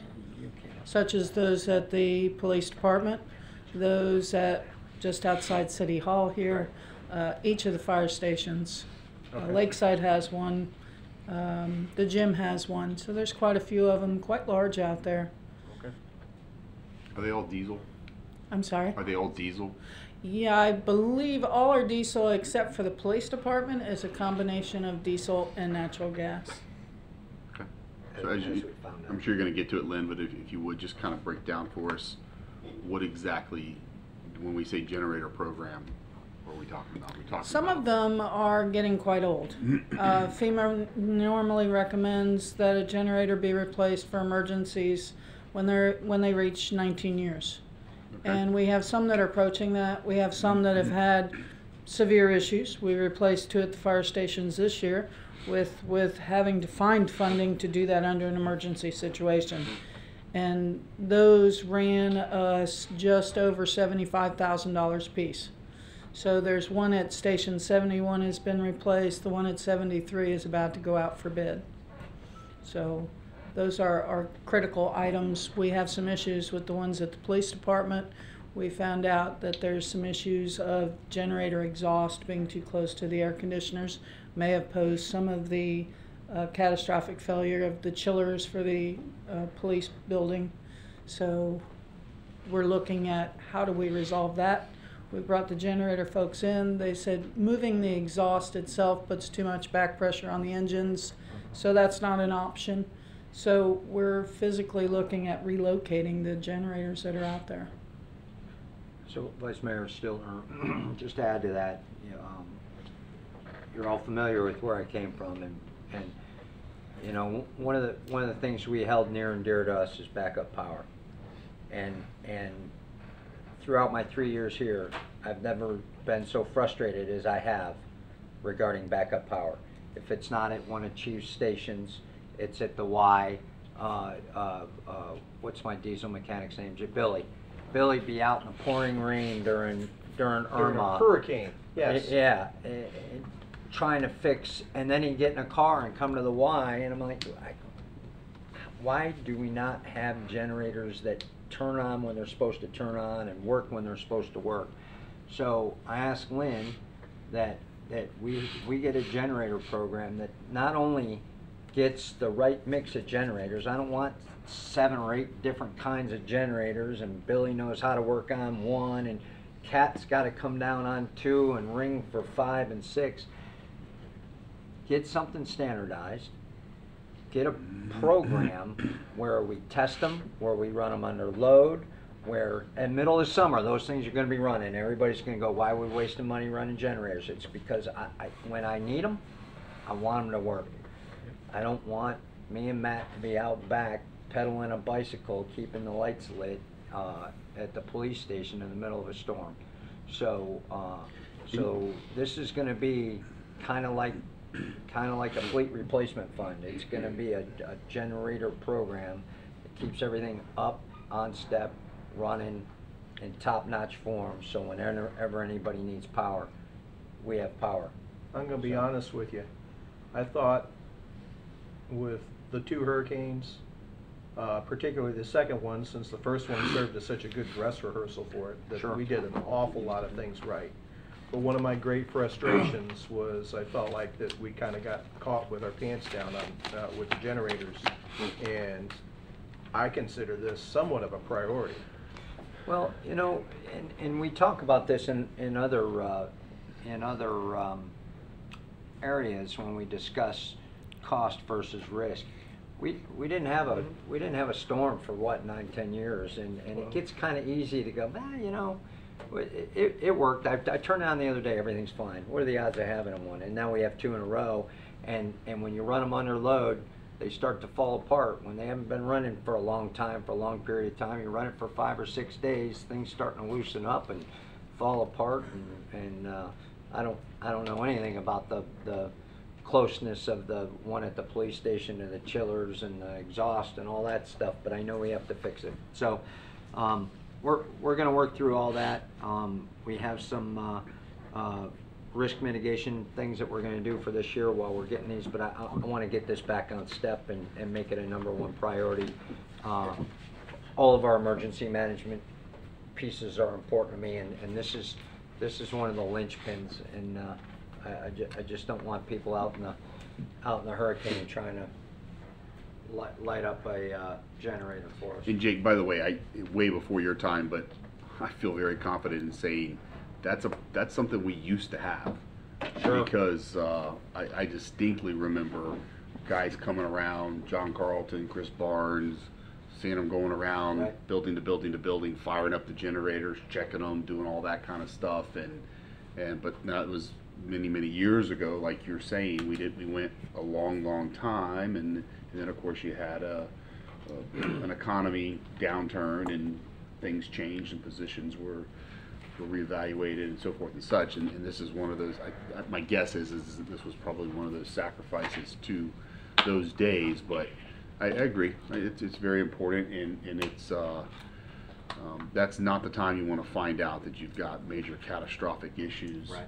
when you need to have the city back up and running immediately. So. And to Jake's point, even if we have a regular program, when you're lighting them up once a month for 10 minutes at no load, you're not going to get the same reaction you are running it. But at least you're doing that, right? Yeah. I mean, yeah.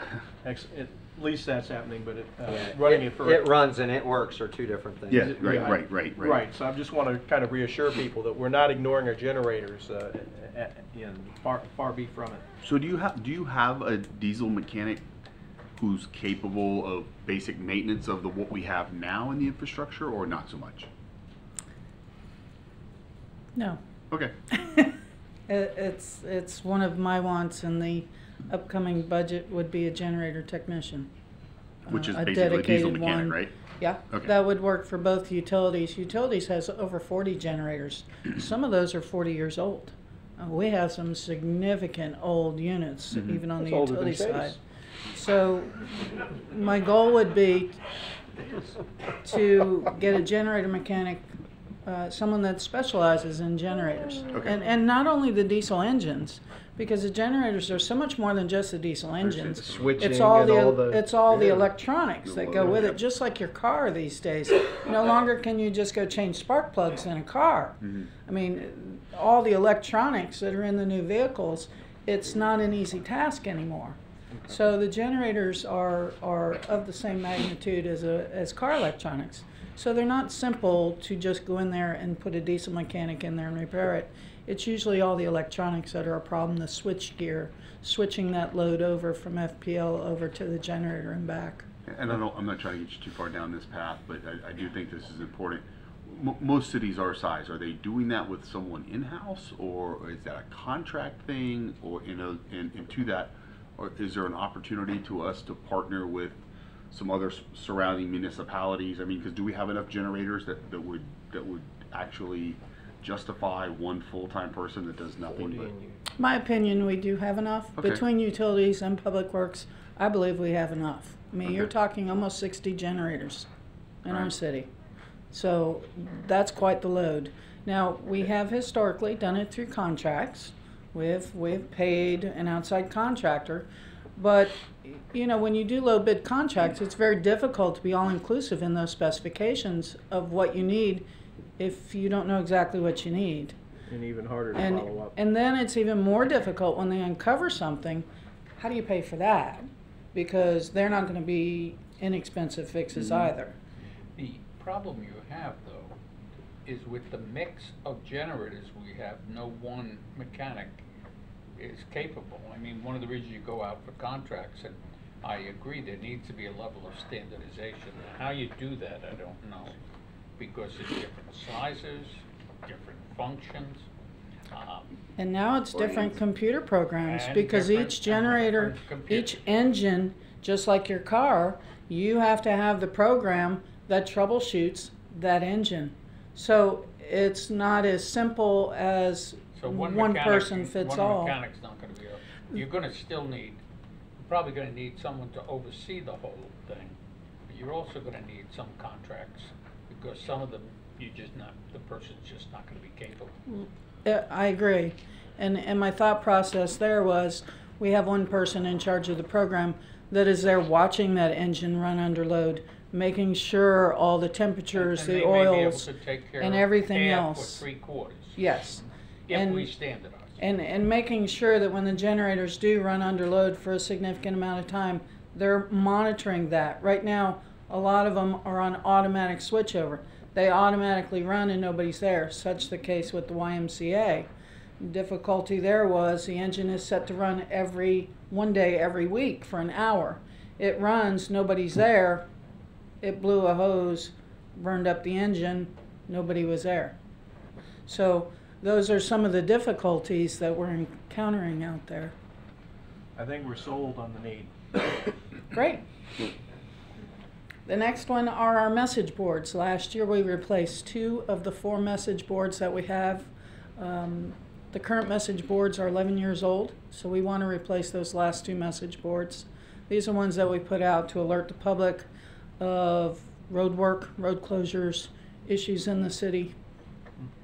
What happens to, when you replace them, what happens to the old ones? What do we do with that? How do we dispose of those? Usually what we wind up doing is scabbing parts to keep one of them running until the others come in, which is what we're doing with 2 of them right now. We have 2 brand new ones.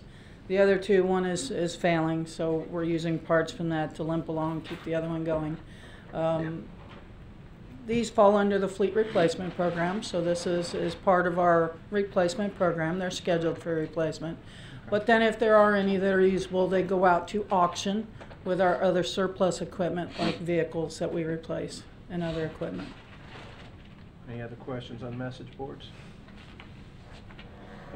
Then that's the end of my slides, and I'll turn it over to Chief Fuston. Here we go. Now we get the real money. Good evening. Ken Fuston, Fire Chief. Fire Department is standing before you tonight requesting consideration for 3 programs, and here we are again talking about transport. Some of the transport figures are a combined effort of both the Finance Department and myself. And I have to give Tracy and her staff credit for that. They really drilled down, got a lot of numbers, got a lot of good information. We felt that we had the opportunity to fine-tune them and take her calculations and put them into our implementation schedule. So again, when I received her calculations on Thursday of last week, I'll be honest with you, I had sticker shock. But what I'm presenting to you tonight, I believe, is sticker reality. So our implementation schedule is a little slower, a little more methodical. And so with that, we're looking at about a $443,000, a very global perspective, first year implementation cost. Jake has a copy of the spreadsheet that I'm giving you all of this information off of. So, but if you would, please take a look at that spreadsheet after the meeting, absorb it. As you have questions, please reach out to me, reach out to my staff. We'll do everything we can to be as transparent, as open and honest with you as we can to tell you where we came up with those.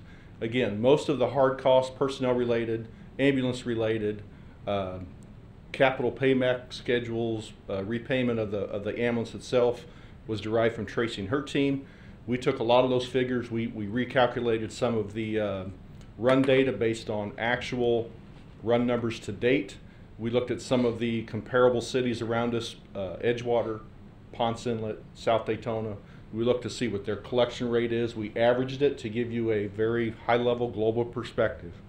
But again, we're proposing a 3-year implementation plan that was previously discussed this time last year, utilizing a spreadsheet that Jake will share with you. We're asking to hire 3 new positions in FY19. We'll fill one of those seats on the ambulance with the new employee, and we'll fill the other one with overtime for up to 60 hours a week. And again, our first year implementation schedule is to run it 5 days a week, 12 hours a day during the peak load, which will typically be 8 a.m. to 8 p.m. Monday through Friday. In FY20, we're proposing to fill the other empty seat with full-time employees. I'm sorry. You slow down, back up just 1 second. I want you to kind of slow down a little bit on this. Okay. So 5 days a week. I'm sorry. Say that again. 5 Monday days through Friday. Yep, Monday through Friday. 8 a.m. to 8 p.m. is considered the peak hours. Okay.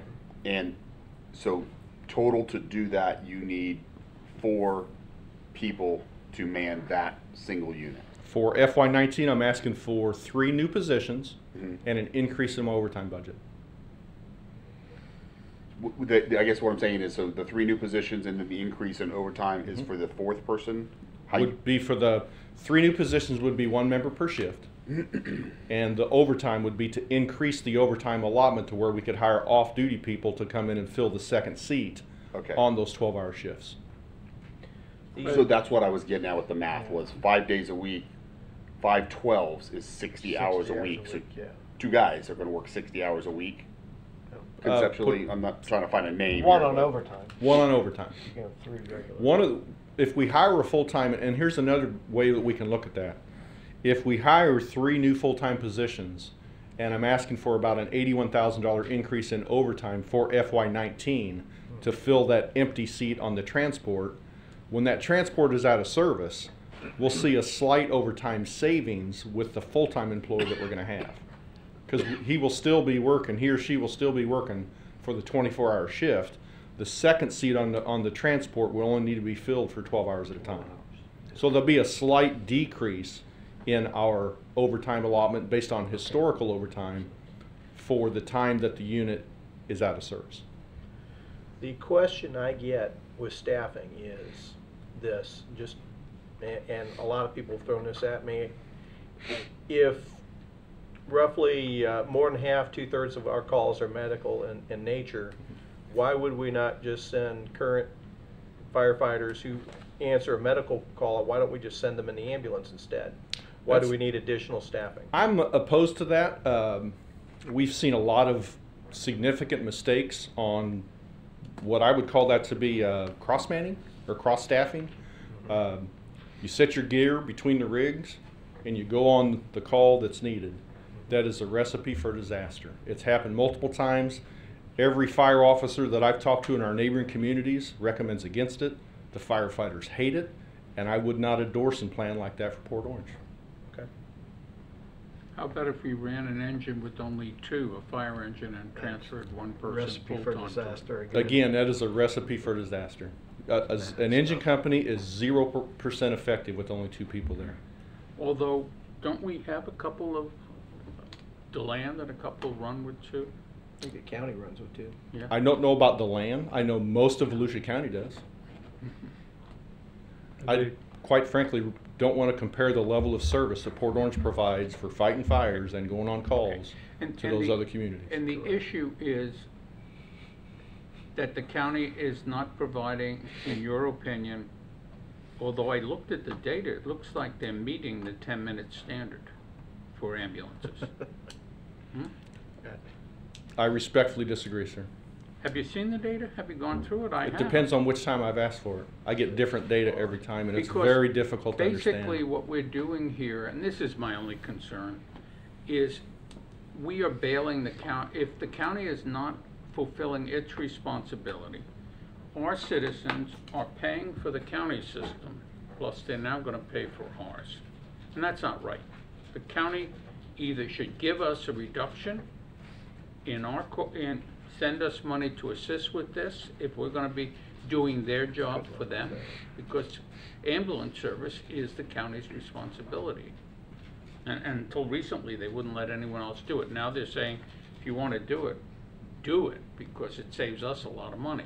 But it's costing us a lot of money. So, you know, that's my concern. And it is mine as well, and I get that. That's why we tried to give you a very global, high-level idea of what it may cost. Again, not all of these expenses aren't written. Ultimately, it'd be close to $1 million a year. We estimate $443 to implement in year 1. We estimate out of pocket in year 2 to be about $63,000. And in year 3, when we would buy a brand new ambulance and staff it with 6 additional firefighters, that's where we estimate our out of pocket or in the red would be about $861. These numbers also, these are just expenses, or is there revenue projections? There is revenue projections, but again, very global. That's the difference from my first one did not have any revenue. Mm-hmm. They've nugged out all the averages of revenue with the participating cities, Correct. right? Just the cities. Average that out to kind of give you a rough order of magnitude of what we could get. These are not. It's this not. is May.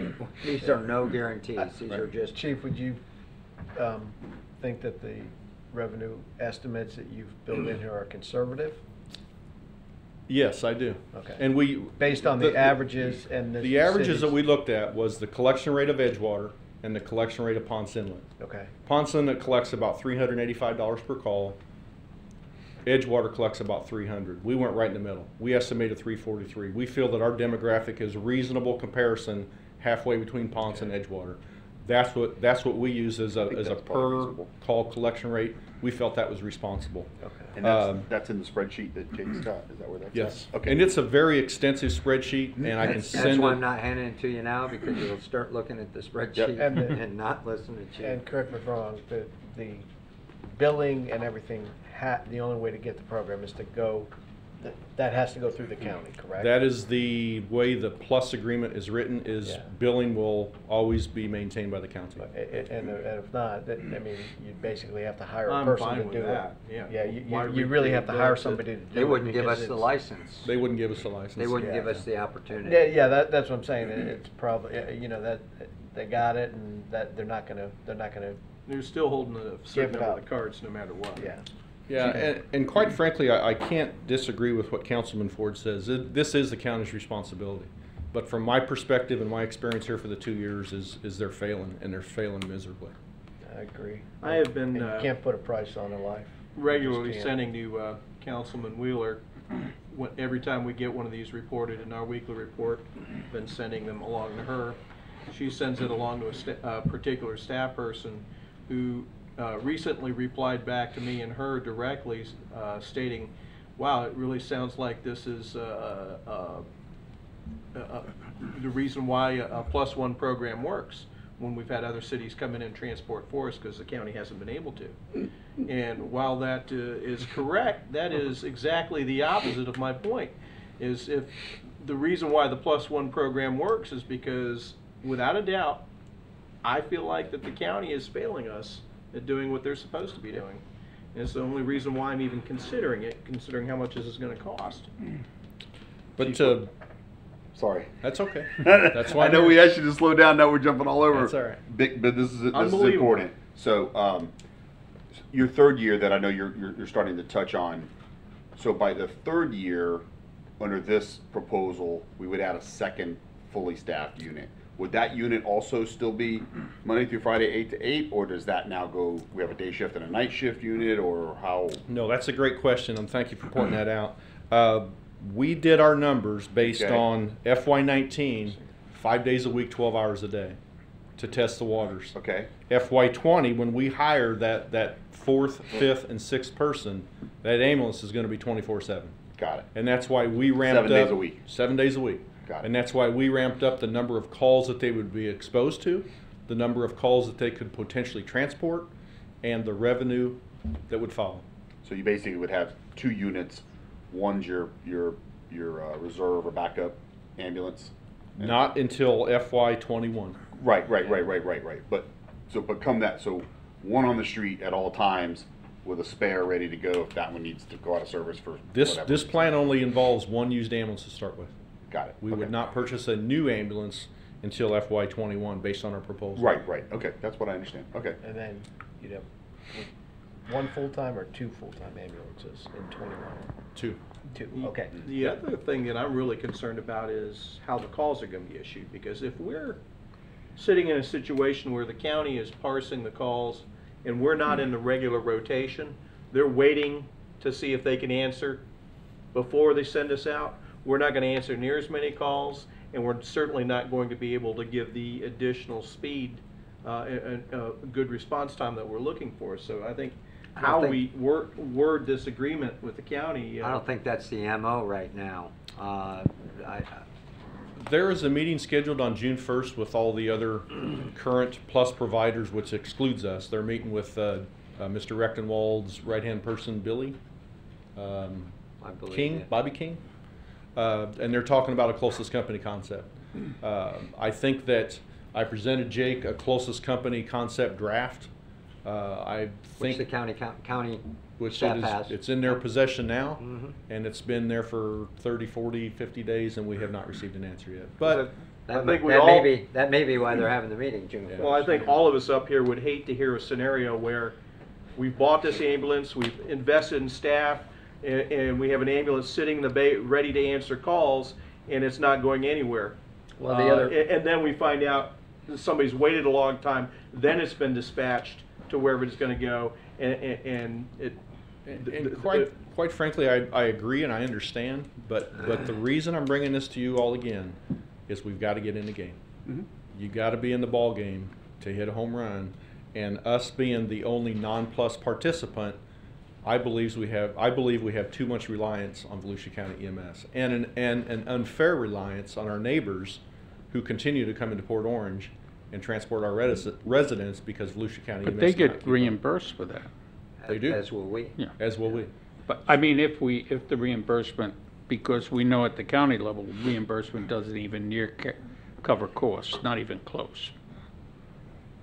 Chief, if the county adds in another ambulance service, is that going to be a help? Another ambulance? Another ambulance. Don't count They it. hire another crew. They're not going to do it. Respectfully, I don't see that happen. I look at Force Watch every day, and the numbers that I see on Force Watch every day are nowhere near the numbers that they presented to Jake and I on what they say that they do. What they say they do and what they actually do are two different things. That brings up another question, because when I look at their numbers, it seems to me within the average. So my question is, do we have a bigger problem on our hands, or is the county fudging numbers? I mean, that'd be a bigger problem. Sometimes I have a hard time just reading their numbers. Whether to say they're fudging or not, that's not. I can't speak to that, sir. And respectfully, where my position is, and I respect where yours is as well on this, and I appreciate it. It's hard for me to get past the idea of bailing somebody else out from doing their job. We teach our kids, if you don't do your job, it's not going to get done. Someone's not going to just do it for you. And that seems to be the precedent that's being set around the county today. School board wants to ask somebody else to pay for security at school.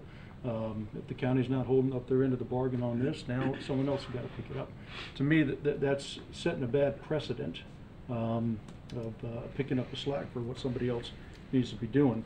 At the same time, I'm still, like I've told you before, the compromise that I'm willing to look at is, if we purchase an ambulance, can you staff it with two? And I know what your position is on that.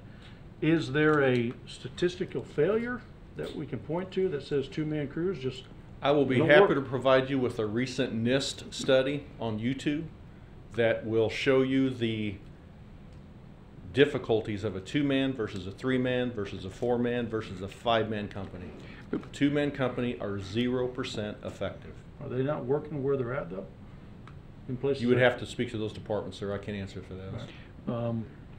And the other big holdup is, in my conversations with county folks, I just see no indication that they're willing to change to a closest call. That's not true. I'm going based on my conversations With quite with honestly- food staff or I just want to be clear, because I spent a lot of time talking to county, and I want to know who's telling me. Is it one council member, or is it a governing body, or is it staff? Staff. Got it.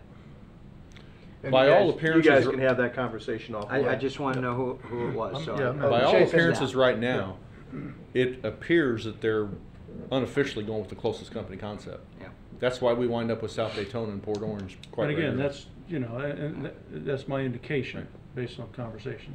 I'm not. Yeah, gonna put I words don't in think their that they mouth. have come out and Give said specific- we're going to do Right. this That has not been all the said. time. That's not been said. Yeah, This I'm not meeting on suggesting June the that's been 1st said. between Chief Scales and the other plus providers with the county may tell a different story, but by all appearances, they have morphed to that way for no other reason that they have to.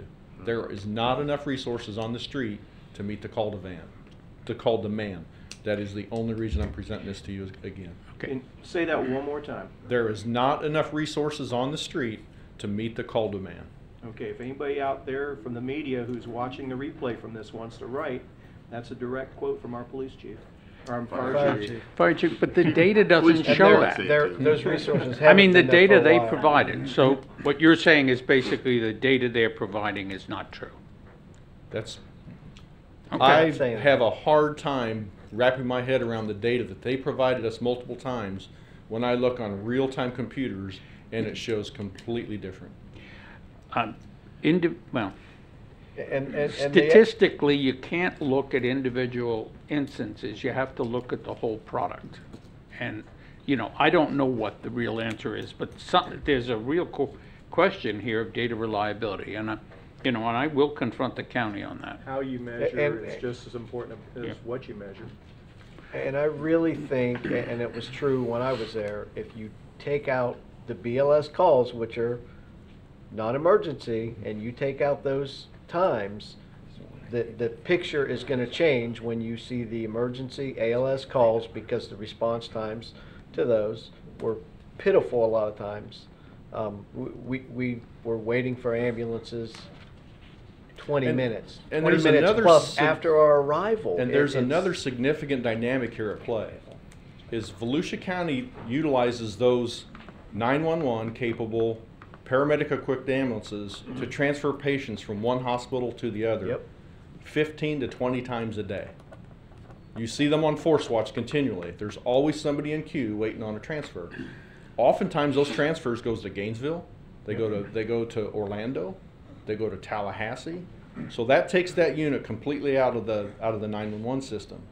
Now me as a new homeowner in Port Orange and a taxpayer in Volusia County and Port Orange, that angers me to know that my tax money is being spent on non-emergency related business by the county. That's one other reason that they're unable to keep up with the 911 call volume. They're doing the hospital's work from one hospital to the other for the non-emergency care facility transfers. Chief, this might not be a question that could be answered at a local city level, but are there reforms being discussed on who you transport? I mean, I've heard some incredible statistics on how many people use it pretty much as a taxi service. That is correct. It's sad but true. The Volusia County Fire Chiefs have been working with the county for over 2 years, since well before I arrived here. We started with the Right Size Response Initiative. That, generally speaking, fizzled and went hardly nowhere. We talked recently about a resolution, the Volusia County Fire Chiefs putting forth a resolution to the elected officials of Volusia County that was really fairly clear and concise on what that resolution was going to be. That got sidetracked briefly, but we're meeting again tomorrow to discuss it further. There's a lot of things that we think that could be done that would ease the burden from what we call our loyal customers or the frequent flyers. The county can make those calls? We think that they should come up with a on-the-scene release form. In other words, if we go to a non-emergency call and that patient is in no dire emergency, we should be able to have that patient sign a release and leave. And they should be able to wait on whatever ambulance they're going to get. But once we make patient contact, our county medical director will not allow us to leave the scene. County legal will not approve, for fear of liability, any form of release that will remove us from the scene once we make patient contact. And the firefighters, the first responders on the scene, there's not a, I don't want to say they can't make an audible call. But, no, it's called patient abandonment. Once you make physical contact with that patient, you have to maintain that contact until you turn them over to a higher level. Even if they only need a Band-Aid, can't leave.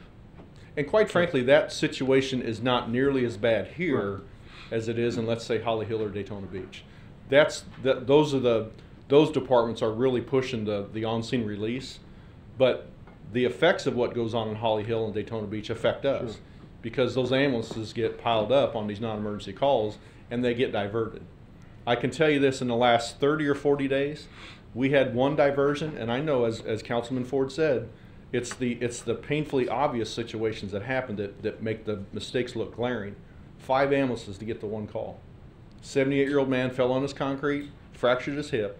The 5th ambulance that was called to his home finally showed up because all the others kept getting diverted.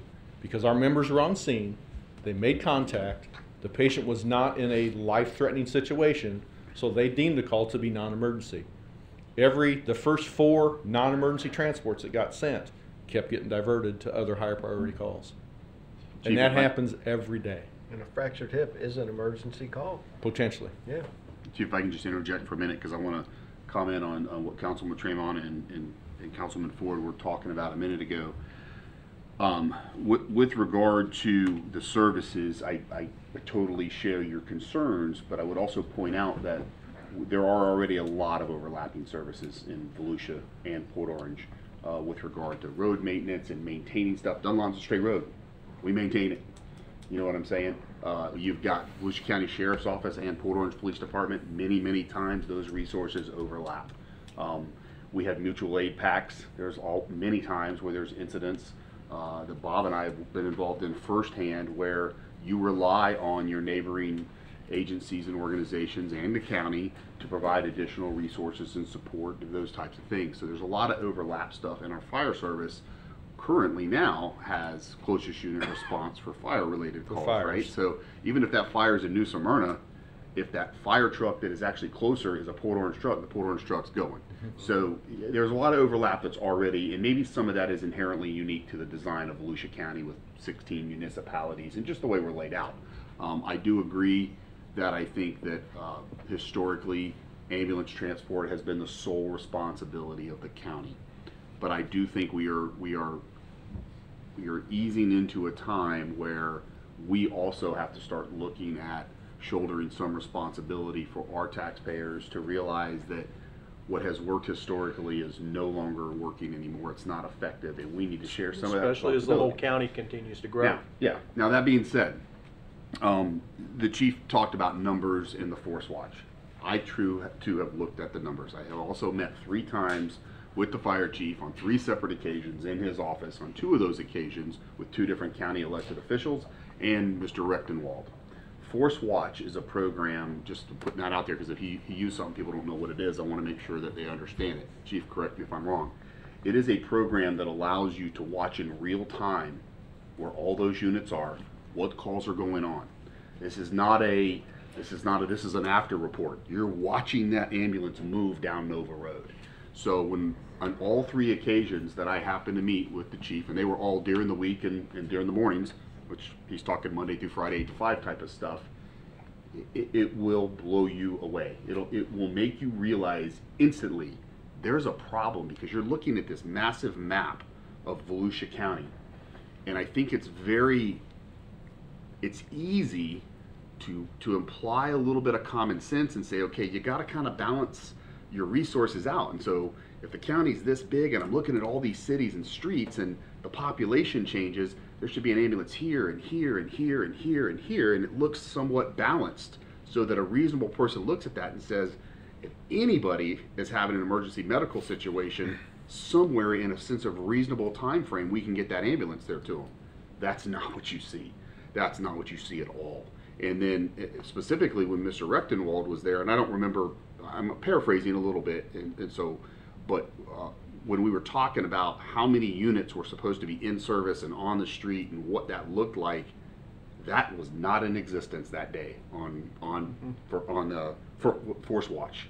And so many times, and I know we were watching there, and the chief just brought up an example. One of the things I had a hard time understanding when you look at times and data that they provide is the call comes in, and so ambulance A is dispatched, and then while ambulance A is en route, ambulance A gets canceled because now ambulance B may be the next best one to go, and then ambulance B gets canceled, and C, and so forth and so on. And that's where the chief's talking about it took 5 ambulances before they actually got one there. Well, then when you try to look at the data and the times and say, how long did it take to get an ambulance there? They're showing you, or at least what I perceived, the 5th ambulance's time. Not from the time the first 4 were all trying to get there. You follow me? So, that's why and that's why some of that data, now I was told that no, that's not correct, that's everybody. Well, it definitely didn't include the amount of time that no ambulance was being dispatched, which is a whole nother part of the equation. So many times when the incident goes out, so, you know, for example, let's say there's a motor vehicle crash at Dunlop and Nova right now, multiple cars involved, witness on the scene's calling it in, 911, says there's an injury. Automatically that ambulance should be getting dispatched along with your EMS services and your PD. Well, if there's no ambulance to go, that time doesn't start for them. That time starts when they have someone to dispatch. That's the data that I was seeing and trying to decipher. So I can I do appreciate what the chief's talking about in terms of trying to decipher the data. It is hard to understand, but what doesn't lie is Force Watch. And if you want to see it, go watch Force Watch, and you will see, hang on Bob, you will see that there is not sufficient ambulance coverage in Volusia County. Now, how do we fix it? I don't know. Now I will share with Chase, and the chief knows how I feel about this, and I've expressed this to the city manager. I am not opposed to being a player, but closest unit response is a big issue for me.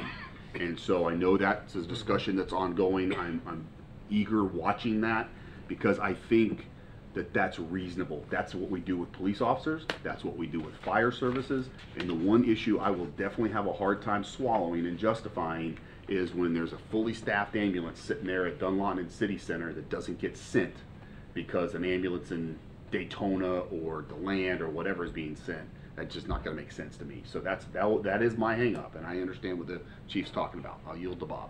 Yeah, the problem is we're about to make a large investment in a very worthy project.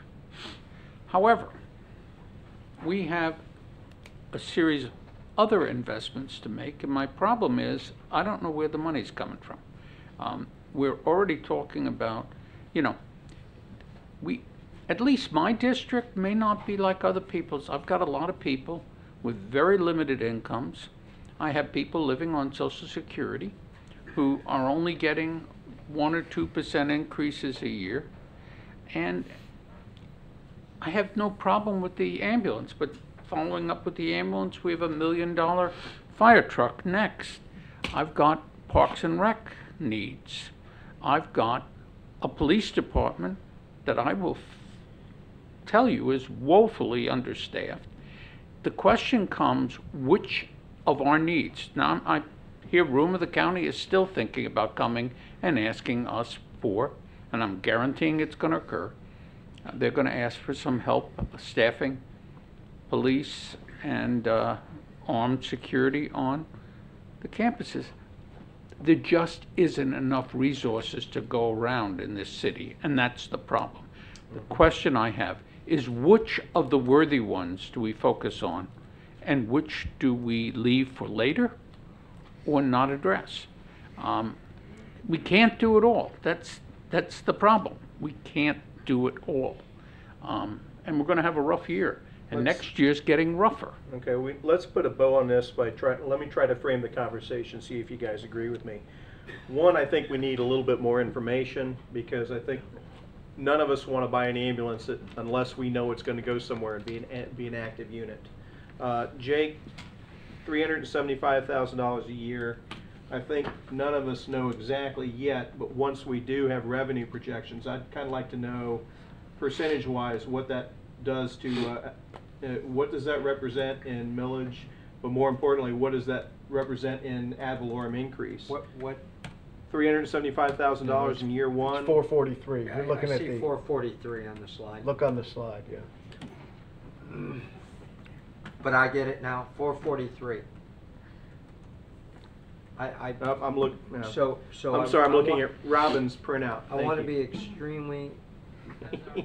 So it's even more than that. I want to be extremely careful. 443.63. If you're going to make a decision based on millage, that number, as Chief had mentioned, and we have all mentioned this early on, is very, very rough order of magnitude. Well, it better be right. Well, at some point it's going to come into time out. It'll come into focus once we have revenue projections. Revenue projections for something we've never done before. No, I'm talking not this. I'm talking about ad valorem revenue projections. And I'm not so much worried about whether this is 0.18 or 0.26. We know it's going to cost us $443,000 in the first year. No, we don't.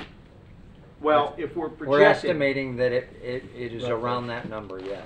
But if we're going to budget $443,000, I would like to know what percentage of an increase in ad valorem we have to do to cover that. Is it 3%, 5%? Copy. What is that? Because if I'm putting that big of a chunk into one thing, I've got to know the impact of it overall, and I don't know that yet. I don't think we know that yet. The second thing we need to know is how the program's going to work. And we've obviously got some operational questions.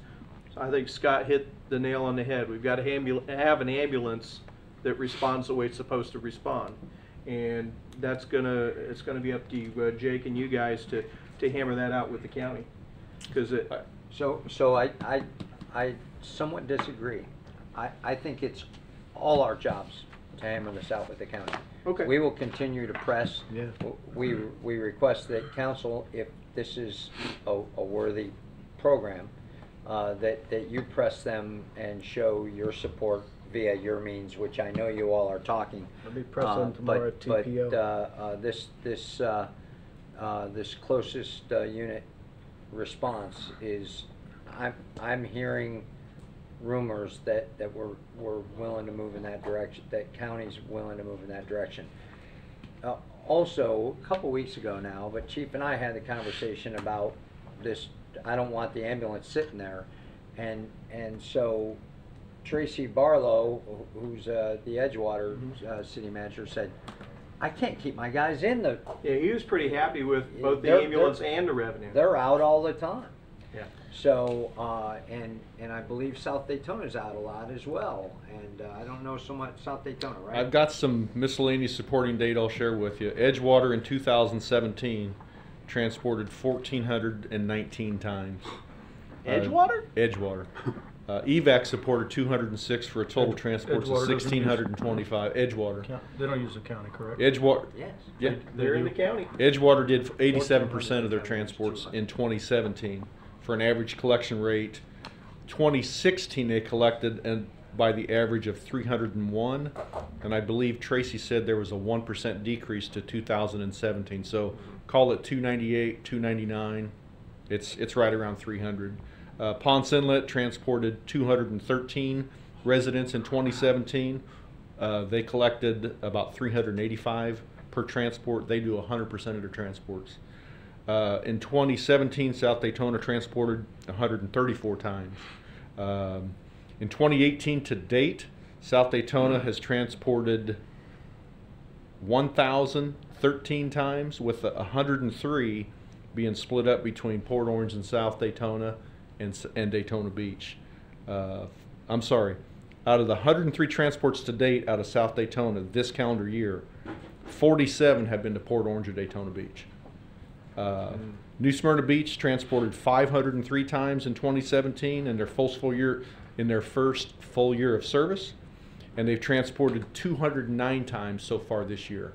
And these are cities that have barely half the call volume. The busiest city on this list has barely half the call volume that we do.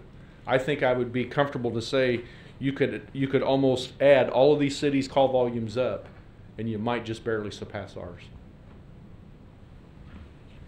You said Edgewater transported 87% and however many, 1,400 and some odd times. That's on the 12 hours. No, they're running full time. Okay, Edgewater is running full time. They're around the clock. Okay, okay. They're running full time. That's just where I wasn't clear. Okay. And they're down there at the edge of the system too. yeah, They need yeah. to. Ponce is in unique geographical areas. It's almost easier for those two Same kind of cities scenario. to do their own. That's why they do most of their own. Here, I know you want to wrap this up. I would just offer this to think about moving forward is that if we can agree that overall the county needs more ambulance services, I'm not saying the county, I'm just saying geographically in Volusia County, we don't have enough. If we can agree for that for just a moment, realize that our residents already pay for that service, and whether the county adds ambulances or we add our own, they're still going to pay. Yep. And so what we may have an opportunity here is, as they pay this time, keep it in our city, which I think may improve significantly Exactly right. A service for our residents when that need arises. And I think that if those are the kind of numbers that much smaller municipalities are experiencing, I think it's very reasonable for us to predict that those numbers will be much greater for us. Yeah. So they're going to pay whether they pay it to the county or we add one and they pay it through Port Orange. My thing for, I think, all of us to think about is, wouldn't it be nicer to know that it's here and it's in our city, and that level of response is going to be improved and much quicker, and anyhow, just something else to think about in the grand scheme of that whole. And I get it, there's a lot of moving parts here, but So, yeah, Pete, you're right. Just another technical issue. You're talking about 60 hours of overtime a week, right? On the initial startup, yes, sir, from October 1 forward or from Okay. implementation And- date, 60 hours okay. per week. And a firefighter works how many hours a week? They work on an 56. average of 56 hours per week. 56. Some work 48, some weeks they Good. work 72. Generally, it's cheaper to hire a full-time person than to pay time and a half. I've heard the argument both ways. The only question is how variable is the schedule? If you can't schedule a person for it, then overtime makes sense. But if it's schedulable, and you're talking about a person going to be on the ambulance, a second person on that ambulance, that should be less expensive to do by hire than by You gotta pay into the pension. paying overtime. In concept, I've heard both arguments, to be honest with you. I've heard one, sometimes it's cheaper to pay overtime when your head count drops and you have to meet minimum staffing. There are times It's when it is cheaper to pay the overtime, but you hit that sweet spot, and that's what I have to rely on our finance director to help me determine. For our implementation plan, I will tell you this. Our staffing level today remains 10 fewer than it was 10 years ago. We have 17 people assigned per shift, and 15 is the minimum staffing.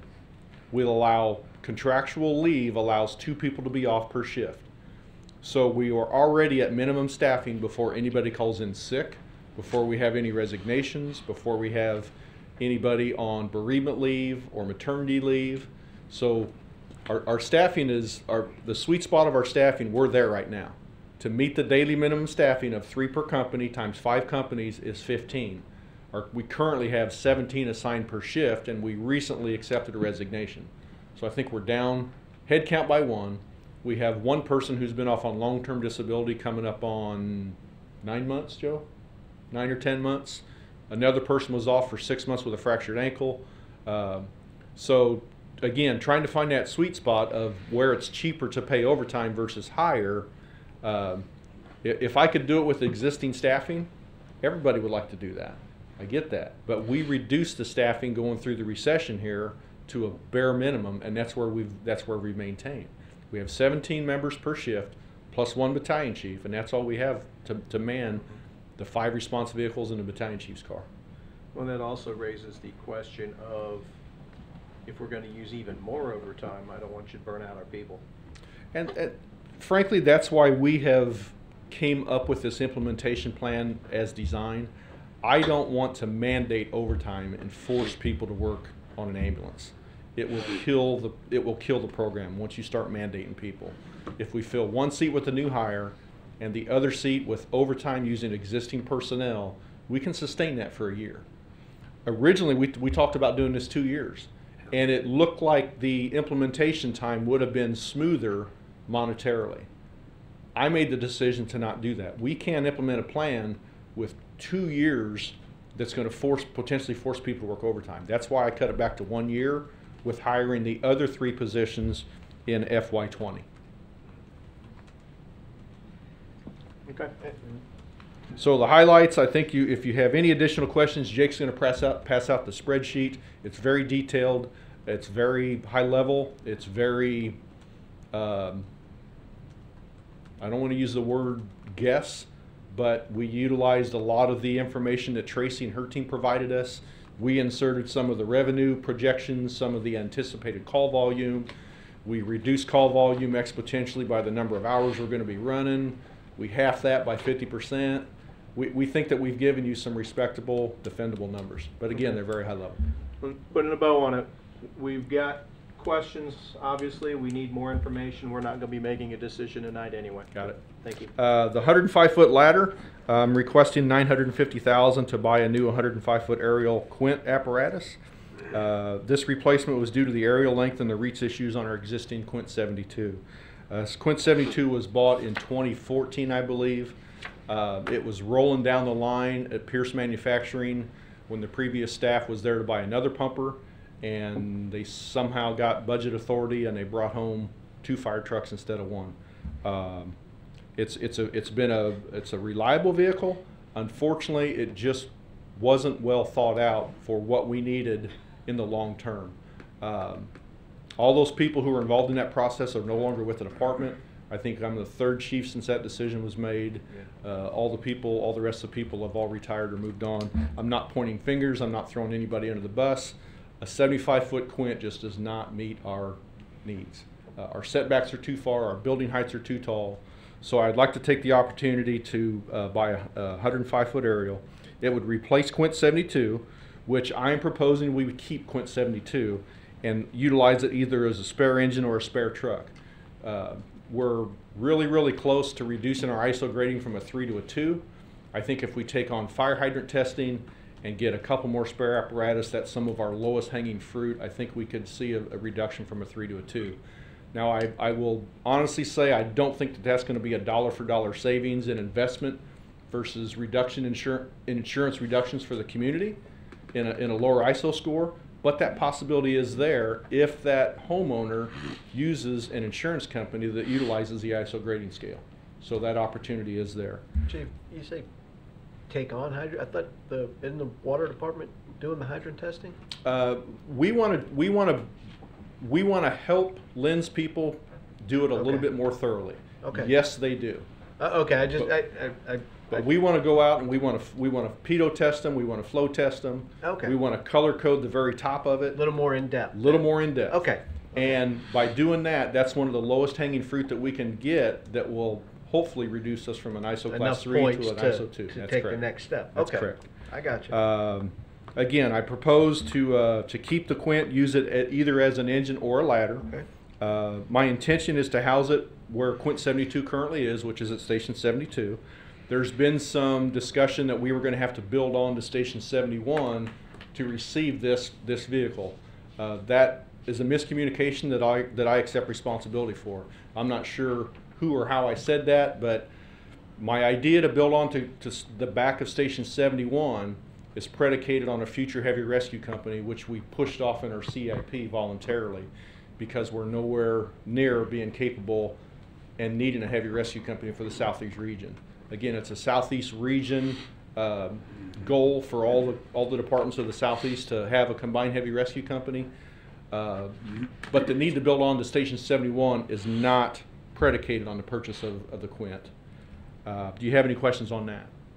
No, but I mean, you did kind of say the pad, the angle would have to be changed a little bit, but that's something minor versus adding on You're to a talking fire station. 71. At 71. 71. The It's angle called of the departure. angle. The departure angle is too steep. Yeah. But we could bridge that with plate steel. Okay. I've got an idea how we can do that. Okay. To get an aerial ladder, we could put Quint 72 at Station 71 now, if we figure out a way to bridge that curve. Okay, so that's the only hurdle. Right. No longer. 105 in would addition not to that. fit in 71 in its current, Correct. with its current length. Okay. It's just not long enough. Okay. But it's my last alternative to put a 105 at Station 71. Any questions on that? And lastly, do I move this? We're asking for $40,000. Back up just a second. Oop. I was taking that in for a second. So we want to go from, before I spend $1 million, I better ask some questions. Are we due to be replacing an engine? Yes. So But we're this- not necessarily spending $950,000 we would normally be spending. It more or less be the difference in whatever it is we'd be buying? No, sir, we're proposing, I believe in the replacement schedule, I don't want to quote the amount because I don't know if finance and fleet, we're at about 900 set aside to replace an engine. My proposal is to buy what I'm going to call an off-the-line pumper, something that closely matches the pumpers that are currently housed at Station 71 and 75. It's a top mount pump. We're gonna increase from a 500-gallon onboard tank to a 750. It's going to be what I would call a baseline pumper. We've talked with the Pierce sales rep. We have 900 set aside in replacement. We're going to try to buy 2 for $450 each. This 950 is above and beyond that 900 that's already in the fleet. That's already in the fleet replacement program. Okay. By Which the we have way, been paying into for a number of years. Yeah. by the way, well, you were on the council too, 14. If we look perplexed at times, Quint was going to save all our problems. It was the answer to every problem in the world, if I remember correctly. It was quite a sales job, you know, and now we're told it was a mistake. So. How many fires do we end up fighting with a 105-foot ladder? Or is there any apparatus like that in the area that other agencies use? I think Daytona Beach and if has so, a how often? Daytona Beach has a 100-foot tower, I believe. I think New Smyrna's new tower is 95. Other than that, I'm what's on a tower? Tower truck. That's a platform. It's an aerial ladder with a basket on the end. Okay. We call them tower ladders in Is that in the same thing as profession. this? No, this would be a straight stick aerial. Now we could go with the tower. I don't know what that means. We could put a basket on the end of it. No basket. But you're going to add about another 200,000. Never mind. Yeah.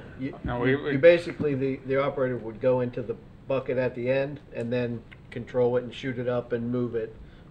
Rather than at the ground level, it would be controlled from the fella in the thing, and they're considerably more expensive. How often would something like this get used? Every time we need it. Which is on average based on experience? Well, we ran 9,500 calls last year. About 75% of those are EMS. So for argument's sake, I would say there would be fire-related calls somewhere between 1,500 to 2,500. That might be on the high side. Actual working structural fires that would require deployment of an aerial apparatus, I would have to do some more some deeper digging. 14.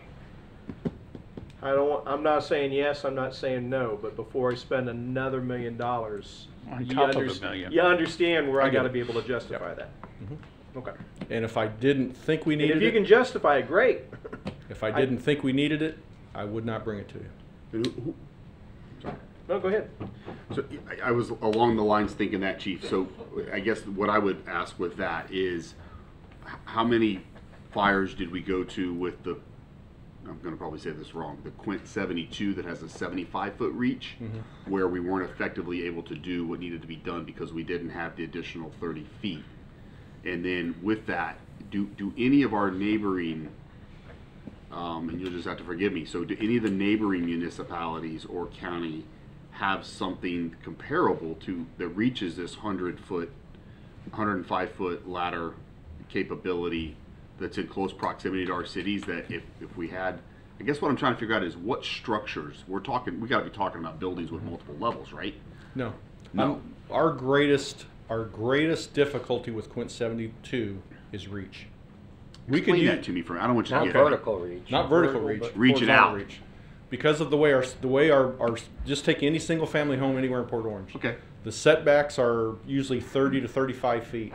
When you set up an aerial ladder, you have to allow access around it. You can't pull it off the road. You have to keep it on a hard packed surface or asphalt or concrete.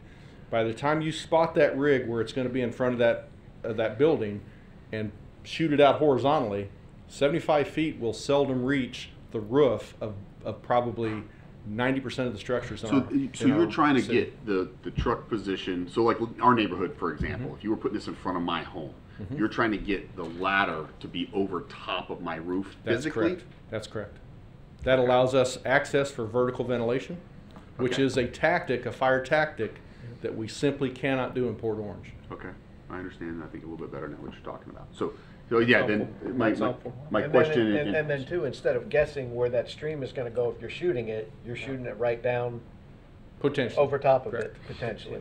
So then I guess my question then, again, to clarify with what the mayor said, I'd still like to know that. And then what, geographically in our area, who has the closest one like this that we'll be able to? I think there's a 95-foot tower ladder in New Smyrna. Okay. And I'm not sure about the one up in Daytona Beach or if it's even staffed. I think they have one. Okay. I don't think they staff it. We'll just have them give it to us.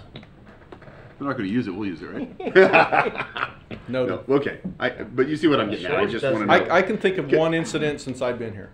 For sure. We burned down 2 houses next door to each other on Riverside Drive. Right. One I of was there at them that one. was a Port Orange firefighter retiree's house. Yep. We burned it I nearly was to the there, ground. saw that one.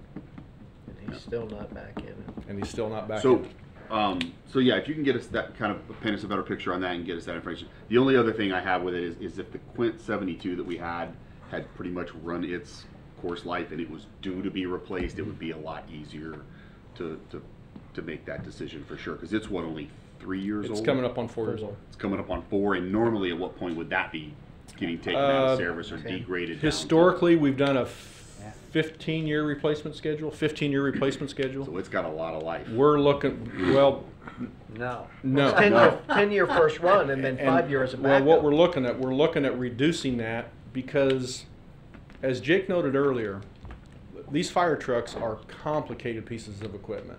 There's more and more computer systems on them. Some of the systems become outdated within 5 years of purchase. I'm trying to work with Lynn, I'm trying to work with finance to, again, find that sweet spot of a fleet replacement schedule. 15 years is too long.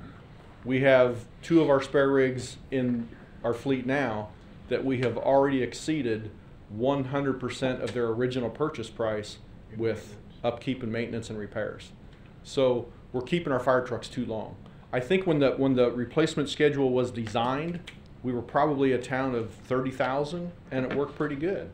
Now we're a town of 60,000 and growing. We're running 10,000 calls a year. We can't keep fire trucks as long as we're keeping them. So we're going to propose to narrow down that replacement schedule, probably 8 to 9 years frontline, 2 to 4 years reserve, and out the door. If you think there could be any option or possibility to find some relief with that by going to the ambulance program as well? Is that going to get some miles and use off of some of our fire apparatus potentially? Absolutely. Okay. Yeah, we're running engine 73 out the door at station 73. I'm going to guess and say 3,000 times a year. Wow. These guys are running day and night every day. Price of gas in that unit versus an ambulance? Oh yeah. So yeah, we will take some wear and tear off our frontline All right. fleet. Thanks, Chief. That's all I got. Kitchens? Kitchens. So the kitchens at 71 and 74 have they're nearing the end of their useful life. My wife, the realtor, would call this functional obsolescence. They were built in 2001 and in 1999. You can see the water damage on them. We deferred this by 1 year last year. I believe this was in the plan last year with some reorganizing of the budget. We agreed to defer this 1 year, but the problem obviously isn't resolved. So we're asking for about $40,000 or $20,000 on each to replace and upgrade the stations at 71, which is on Ridgewood, and 74 on Airport Road. I gotta say, I've been gone over 6 years. That's the same stove and the same predicament behind it as when I left, because that was my last station. That picture on the left is station 74. Now the guys tell me that it's a lot cleaner since you left. I don't know what they're talking about. I don't know about that, but I'm gonna yeah, vote for that you just is for that. that's oh my Here God, goes the that's fire terrible. At some point, it only gets worse with mold as well. Yeah, they're that they're stove situation. They're is functional, but they're horrific. tired and they're wore out. Any questions or objections? Yeah, I mean, we're talking only 20 years old. That looks, with all due respect, that just looks like poorly taken care of. And I respectfully disagree. We're a 24/7, 365 operation. This is a commercial kitchen. And I think if you go in any commercial kitchen that gets used as much as ours does, this is in remarkably good shape. But I got to tell you, they're not commercial appliances. I was just going to say, that's they're the regular. thing. You got it's residential grade stuff in a commercial environment. Now, when we did the remodel at 73, and I wasn't here then, I'm going to say 5, 6, 7 years ago, Joe, we put residential kitchen in that fire station. They're residential cabinets. So probably in 2, 3, 4 years, I'll be coming back to you again asking for another kitchen at 73. Stop. But regardless of whether it's wear and tear, or whether it's cared for or not cared for, they are in this condition and we need to address it. Yeah, they're tired and wore out. Well, and guys, if you look too, 72 and 75 have the stainless steel kitchens, and they're in really They're good true shape commercial because kitchens. you They're can't- stainless steel. Yeah, and you they're can't kill it. Very, And very durable and very hardy. you don't get water leaks in stainless steel, so those kitchens are remarkable compared to what these other ones are. Shine the truck, shine the fridge. Yep. With that, I'll answer any other additional questions or, and as a side note, when you get the spreadsheet from Jake, I'll send it to you, or I'll have Jake send you the electronic version. There's a ton of information there. Please reach out and let me know what I can do to answer any questions. It was a group effort between finance and I. And again, Tracy and her team did the heavy lifting. We just inserted a lot of our information. But we think it's defendable and reasonable. Chief, how you doing on your budget this year so far? Overtime's high. I don't know if I'm going to have enough overtime budget to float the whole year because of resignations, because of multiple injuries, long-term workman's comp. We front-loaded a lot of our overtime budget in the early part of the year because we had a lot of training going on. We sent a lot of guys over to Seminole Fire Academy for technical rescue training. But due to the head count, which is where we're at, even when we're fully staffed, when you have 2 people out the door in contractual leave allowance, that puts us at minimum. And now we've had a lot of sick leave, and I will preface that it's not sick time abuse. We have very, very insignificant instances of sick time abuse on the Port Orange Fire Department. Our members use it very wisely. One guy just came back from a pretty serious illness. One guy fractured his ankle and was off 4 or 5 months. One of our female members has been off on workman's comp with a back injury for 8 and 9 months. We don't even know if she's going to return, quite frankly. So our overtime budget is suck and win. Chief, as your and appreciate you pointing out the sick time. I don't really think there's a problem with sick time abuse. I hate when people bring up that term because you got the days, use it. You know, it is what it is. So I don't have an issue with people taking time off. Is the overtime, any of it mandated, or is it all voluntary? We have some mandated. With the new collective bargaining agreement, we have a provision in there that allows what they call short notice payment. So if we notify a member of an overtime opportunity with less than 12 hours, that short notice becomes time and a half. Where previously that didn't exist. That was negotiated in the collective bargaining agreement. That has had a little bit of effect on this budget year. To cost it out, I would have to go back and re-examine every single solitary staffing sheet. But I mean, it's all headcount driven, and sometimes staff in a fire department is like the 8th wonder of the world, trying to get all the holes filled, getting medics in every spot. So, good deal. Okay. The reason why I was asking, Chief, is I was wishfully thinking and hopeful that maybe towards the end of this year that you might be able to find that money, or maybe we can find that money and just get that done out of any kind of savings or anything. Yeah, with a department that's 90% plus payroll driven, I understand. It's tough to find extra dollars. I understand. With that, We'll continually look, by the way. Okay. Yeah, moving on. Thank you.